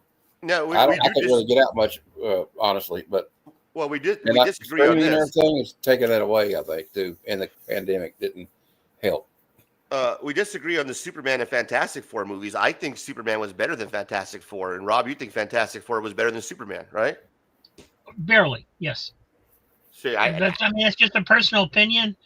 I came out of Fantastic Four feeling good when Superman ended. There was just certain things in the movie that I did not care for. Oh. Huh. That's interesting because I'm complete opposite. I love the way it ended. Fantastic Four definitely has its faults, but I enjoyed it, but I also had high hopes for Superman and was a little disappointed. I didn't have any hopes at all for Fantastic Four. I thought Fantastic Four was a little boring. Somewhat pleasantly surprised, I thought Fantastic Four was a little boring. Who Angel? What was your favorite? What was better, Fantastic Four or Superman? Say it again. Angel's opinion. I say I liked them both. I like them both, but I think here's Superman, here's the Fantastic Four, just right there for me, right there. I really wanted to see like little thing. I don't know. I guess it was like right here. Like here is Fantastic, here's Superman, and I enjoyed them both. They're very close. I tell you this, it was that Fantastic Four movie was better than all the other ones that were there. Better than all the other Fantastic Four movies? Yes. The only reason why I enjoyed the first Fantastic Four that they did, because Howard Chickley, I love him. He's my favorite. I used to watch The Commish. So when he was the Thing, because I love the Thing, I'm like, oh, perfect. Absolutely perfect. You couldn't ask for a better thing. What I wanted from that Fantastic Four movie, I wanted the Ben Grimm that Jack used to do. I want the Thing to kick back, reading a newspaper, smoking a cigar, and Johnny's just fucking with them. That's what I wanted to see too. I like this Ben Grimm better. That interaction, like reading those books. I didn't get to see that. Right. I'm hoping to see that as we go along, to see their that side of Johnny and Ben, because I really, when I was reading comic books, I enjoyed that too. They were brothers, and they were like that. I have a brother too, so I'm the oldest of the two brothers, and I was always been the one that knock it off, and they were the practical jokers, like seriously, knock it off. Yeah. And I missed that in that movie. I want that, and I think they missed the mark on that for me. Fantastic Four was boring. Good, though. Matt, Superman, Fantastic Four. Superman. I didn't get to see Fantastic Four. Yeah, right? Rob is completely wrong on this one, man. Sorry, Luis. You're wrong too, buddy. Fantastic Four. Oh, you haven't seen Fantastic Four? Oh, bro. No, but I mean, we'll wait till you see it. I don't know. I'll take. They're both good movies. They're both very close. Like I said, like right here, literally, like right here, right. If they would have done that Johnny and Torch thing, I would have given them this. Yeah. I thought Thunderbolts was better than Fantastic Four. Very much. Thunderbolts is the new Avengers. Yeah. Thought it was better than Fantastic Four. I like Thunderbolts, the Avengers, whatever you call it. They're the new Avengers. Thunderbolts was the best Marvel movie of the year. It beat Fantastic Four, in my opinion. Guardian is my favorite. You want limo? I got it for you. It was awesome. It was awesome. Yeah, Thunderbolts was really great. Cool was, it was great. The guy, Bill Pullman's son plays Sentry in it. Yeah. I thought Sentry was spot on the way I would imagine if Sentry was a real person, it would be like. Kicked ass in that fucking movie, right? With the fucking but that was him though, and they got the Centurion. Like Centurion's supposed to be like the DC. He's like the Marvel. He's like Superman of the Marvel comics, and it's like they got like he's supposed to be powerful. Like he's like Superman with schizophrenia. Fuck around and find out. Yeah, he's Superman with schizophrenia. When he melted the gun with like almost like the X-ray eye vision. That is a good way to look at it. Yes. Yeah, that was such a good part right there, man. I love it. Thunderbolts was that new Avengers, man. The Thunderbolts was dope, better than Fantastic Four, no doubt. Oh my god, I enjoy the hell out of Thunderbolts. Like I wish somebody would have said like, look at Centurion the first time around, be like, I wait for a gun to go, fuck. And it's got Florence. Like I was waiting, but I'm like he would have got an ass kick, be like, fuck. That would have been great. I'll be honest with you, I would watch a movie with Florence Pugh just read the phone book. So I'll be honest with you. So I have a crush on her. But let me say something. Like I enjoyed Thunderbolts and the Fantastic Four because for me, I enjoyed the special Halloween. The special Halloween was Werewolf by Night, which was like after that I was like, okay, Marvel, you can't top this. There's no way you can top. And I was watching other Marvel, like, nope. I kept going back to that one thing right there. And then when Thunderbolts came out, I was like, okay. We're back on track, Marvel. We're back on track, and then we got Fantastic. We're like, yes, now the train is going, baby. Let's go. Let's keep, and that's to keep going. DC, they kept the ball rolling. What did they do after Superman? It tied in with everything. Like, I don't want to spoil it for anybody, but Peacemaker goes back to Superman. It's so dope, dude. Should I spoil it? What happens at the end of the last Peacemaker episode? Round 2. No, don't do that. Don't do it. We've all watched it, but don't let everybody know. You know, like maybe there's somebody watching it that doesn't know that. You know. Oh yeah. When I saw that scene and they're talking, I was like, "Is that no?" What about? I was like, "Oh, Mr. Clean, so what do you think is going to happen? He says? What about what he says? This won't spoil it. And he's like, he says, "How are you doing in here?" He's like, "Well, I just saw a scaly reptilian villain have his way with a twink in the other cell." Killer Croc, baby. Where are they gonna Killer take Croc. I love Killer Croc. Like Killer Croc, Mr. Freeze, the Riddler. I'm like, I can't wait to see them in action. But oh my god, like James Gunn, you are fucking killing it, man. You really are. Are they like introducing like the multiverse basically or whatever? Yes. DC? Is this what this is?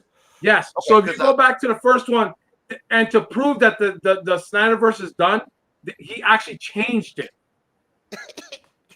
to where it's who we like. It's updated. Yeah, he's fitting And it to fit his new universe. They switched it around. But is there like a It's story? not this group. Is there It's like this group now. Is there an arc though that talks that's kind of about what's happening right now? That what we Yeah, it actually goes from Superman movie onto this. It's a way. So Peacemaker is where it's going to start. Superman planted the seed in a garden, and Peacemaker now is one of those plants that is a tree that's growing, and it's the olive branch that's going to start reaching out like a multiverse. And I believe that's where it's going to start with the multiverse, because I told everybody like Legions of Superheroes, start picking those books up, because they have like the pocket verse that's in there. It's so many things that he's doing this very carefully. James Gunn is not an idiot. He's doing this. He has a plan, and he planned this, and it's going slowly and slowly taking out. I don't want to speculate what's going to happen, but this right here is going to change. This is it. The DC universe, whatever you saw back then with DC, is gone. Erase it. It's gone. It's gone. So Deadpool It and Marvel, exist. like the Marvel movies, they like killed the multiverse, right? Like pretty much. Like So- they want to get away from the multiverse, and DC is going deep into the multiverse. Is that what's going on? Yes, but I think DC is the one that beat it to the punch, because I believe with this new Secret Wars, it's supposed to reset the Marvel universe. DC beat it to the punch. Now it's going to be very interesting for me to watch how Marvel's going to do their version, because James Gunn did it so brilliantly that I got to see how the Russo brothers are going to do it.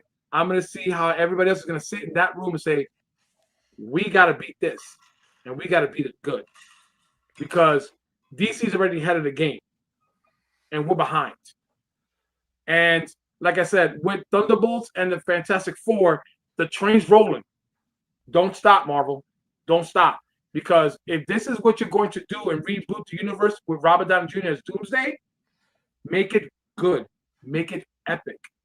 Don't forget the heritage of Marvel Comics. That's the thing. I want to see DC bring. What's the guy that does all the cocaine? That fucking character with the white hair. Cocaine Man. Yeah, bring Cocaine Man into Peacemaker universe, bro. Right? They should fucking meet somehow in this new multiverse where fucking Cocaine Man just shows up, like, right? Be like, I'm gonna kick your ass. Give me 1 second. Hold on. Next, have an 8-ball. Like, because all right, so we won't spoil too much, but you know how they fucking come across Adrian's room, Vigilante, and he got all the cocaine and all the money stashed in there? Wouldn't it be cool, right? If like at the end credit, it'll be like Cocaine Man shows up like through the portal, right, or the door or whatever, and he and he comes up with all the fucking kilos of cocaine, and he's like, "I got my stash," and he starts fucking just going back to the portals as Cocaine Man and fucking with Peacemaker. That'd be dope, bro. See, Do you want to hear? Do you want to hear an interesting fact? Like, I'm a DC guy, so I like my knowledge of DC is like. So remember they call the Justice League gang? That's their whole name. The Justice League, Justice Gang, or whatever it is. Now, do you realize the Justice League gang was actually taken from the DC villains? Scarecrow is one of those members. So if you really dig back, I gotta find the book. I have it. The first appearance of Scarecrow's team and a whole bunch of villains. They called the gang, the gangs. It's called the gang. The Justice League gang. They call the gangs, and it's called the villain gangs. Okay. And a lot of people don't realize that, but that's an homage to that. Not many people realize that. And that's how much James Gunn has so much passion for this, for what's going to go on with DC. When I first heard, the Justice League gang, I'm like, that's from DC storyline back in 80, 82, 83, and 4. I'm like, that's Scarecrow's team. Like, I know this. I'm like, well played, man. Like, I see the little Easter eggs that are in there, man. I enjoy the hell of it. Now, what I'm waiting for, White Rabbit. That's what I'm waiting for. In that fucking well, you know what's crazy? camel toe. But you know what's crazy though? So there's 2 White Rabbits, and Marvel has their White Rabbit, and DC has their White Rabbit. DC has the hot White Rabbit. And actually, people ask me, "Oh, the first appearance is actually from Marvel, because she had the costume and everything." The White Rabbit that we know in DC, she made her debut in, believe it or not, Batman. No, her first debut was in Adventures of Superman number 500, the big polybag. Oh shit. Her first appearance is there, but she's not the White Rabbit. She's not in costume yet. She's regular civilian clothes. That was Steel's enemy at the time. So her first debut was actually 500, but not as the White Rabbit, but her real name. We need a camel toe incentive. 500 is her real first appearance, but not as the White Rabbit. So fast forward, also now we have her as a White Rabbit, which is the same costume that the Rabbit from Marvel had back in the 80s. Blind bag, camel toe, White Rabbit incentive, foil. More foil. That camel toe sequence, bro, was the funniest part of the fucking Peacemaker, man. When they're doing the camel toe sequence, like, did she hear me? And then I know. I was like, then you put it together. And you're like, God damn, that's classic. With Peacemaker, believe it or not, with Peacemaker, because sometimes those situations are kind of awkward. I'm like, I can't watch this around anybody else. I'm like, I'm gonna watch it in the basement because I don't want to be like, what the hell is he watching? You know what I mean? Like, what the hell is he watching? No, I swear to God, it's DC. Like, what the fuck, DC, are you watching? Are you sure it doesn't have the word hub on it? My favorite moment is in season 2, the end of season 2, episode 2, when Eagly just kicks everybody's ass and just struts away into the house like, yeah, don't mess with me. And then Michael Rooker coming in there as the eagle hunter. That guy is hilarious. And that one guy said, maybe we should call you cultural appropriation boy of all you got like the Native American stuff on. Yeah. Oh my God, yes. But but I love the combination between Vigilante and Peacemaker. Like, they're like, I don't know what to do. Just don't do nothing fucking stupid. But I can't help it. I do fucking stupid things. Just don't do fucking stupid things. Oh my God, I love that interaction with them. I do though. But I still think that the best character so far to me is James Gunn's wife, plays Amelia Harcourt. She's like, I don't know, I just think she's an interesting character. Like, I just love her. Hardcore. Yeah.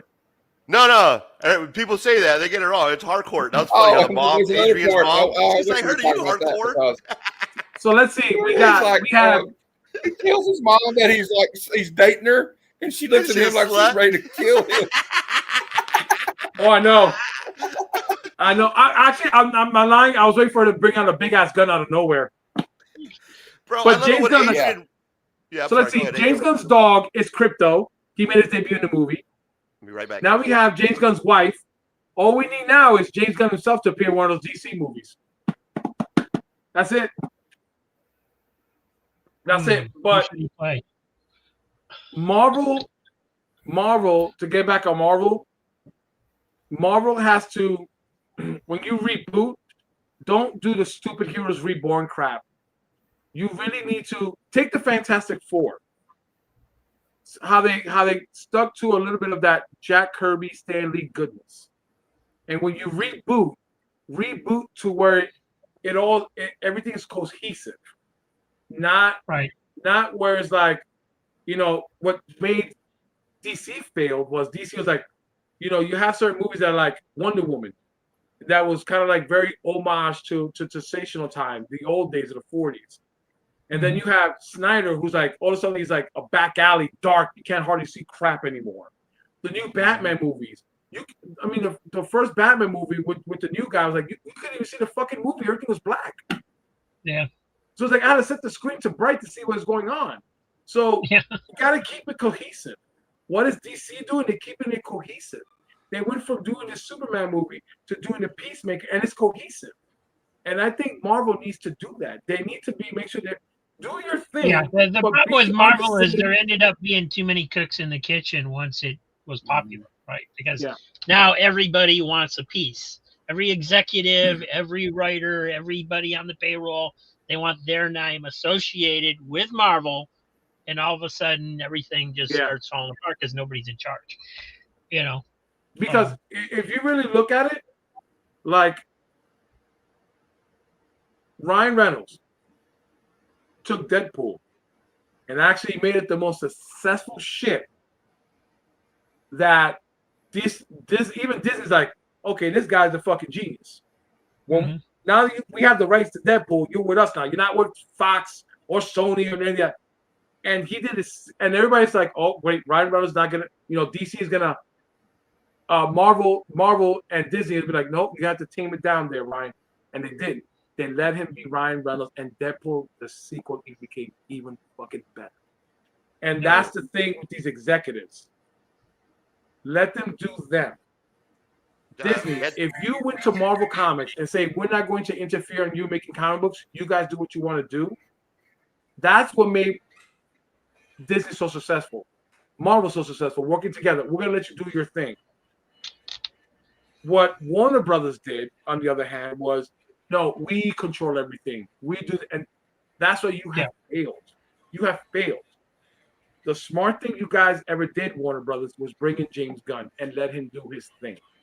And now it's making you very successful. Disney is letting them do their thing. And Disney's like, okay, we got you X-Men. We got you this. We got you that. Now you guys got to make it work. We bankroll you guys. Now you got to make it work. Now, if I was Marvel, I wouldn't. Why? Listen, Chris Hemsworth probably doesn't want to come back as Thor. Now you have the X-Men, the freaking X-Men. You could make them the future franchise for you guys. Because why? Because in Marvel there are so many mutants that you could tie everything together. Yep. And the X-Men is going to be your anchor. Just like Peacemaker is going to be the olive branch for DC Universe. The X-Men, Marvel, if you play this right, will be your olive branch. And it is a great way to introduce and reboot the Marvel Universe. That's just me if I was in the executive office. No, I agree with that.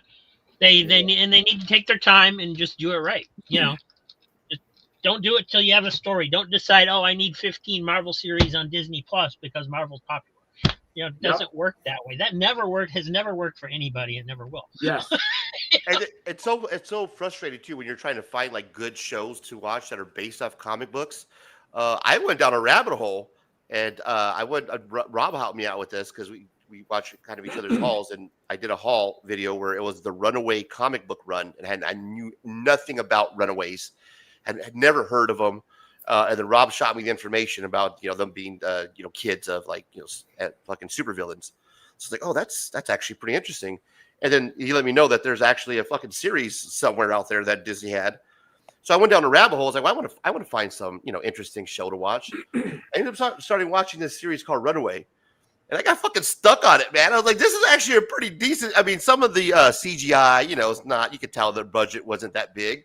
But the storyline behind it about kind of like their parents being part of the Pride or whatever, which is like some Illuminati fucking, alien type group. I don't want to get too much into it, but it was fucking good, man. It was good. And I'm like binge watching fucking Runaways right now. I think it's on like Tubi or some shit. I had to find it on or CW app. And it was just buried somewhere. And I'm like, I want to find something that's interesting that I don't know nothing about. And I came across fucking this crazy ass series called Runaways about teenagers that their fucking family, their parents are super villains, but it's so adult, man. It's like these are supposed to be for teenagers. So the themes in there were like real adult shit going on. The point is because the Runaways are runaways and they have to deal with stuff that's in the real world. That's why it's very adult theme. This is how the real world works. That's a good show. Yeah, it's on fucking CW or Tubi or something. But guys, I gotta head out. I gotta finish building that closet. I got like shelves to put up. Deadpool made more than Superman. Times are changing. It's time to take. No, he's right. He's right. Deadpool did make more than Superman. That's right. Time to change. It's time to make chances on new properties. Yeah, exactly, bro. Yeah. Well, But Angel, guys, I appreciate you stopping you by, man. I gotta go. Thank you guys for having me, Razor. I gotta go here in a minute too. Follow Angel and whatnot. Thank you, brother. I'll get with you, man. Thank you, guys. All right. Take care. Later, brother. Hey, I will call. Oh, never mind. I'll message him. Yeah, you got to get with them on the trade with them or however you guys can work it out. And then there were us three. Yeah, well, unfortunately, I need to go too. You got a show started right now, right? Yeah.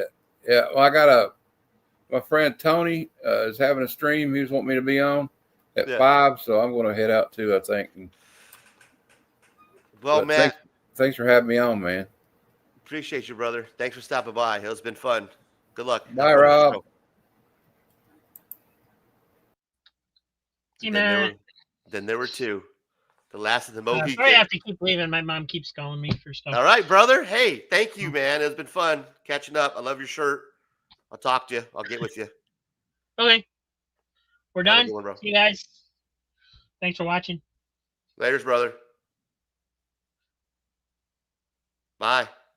Get out of here. Oh, I'm supposed to leave? Yeah. Fine. All right, guys. As you can see, I'm done too. I got my hair all fucking up here in a mess. Got the hat off. So we're going to get out of here, guys. Rob's out of here. I'm out of here. We appreciate everybody hanging out with us tonight, today. Have fun with your family. Enjoy your time. We're going to call it a show. Thank you for everybody who stopped by in the chat. Lisa, I appreciate you. Hope I didn't upset you earlier. Thank you, Luis. I am one of us. They were one collection down. Everybody who's stopping by, appreciate you guys. And until next time, check you later. And all there is.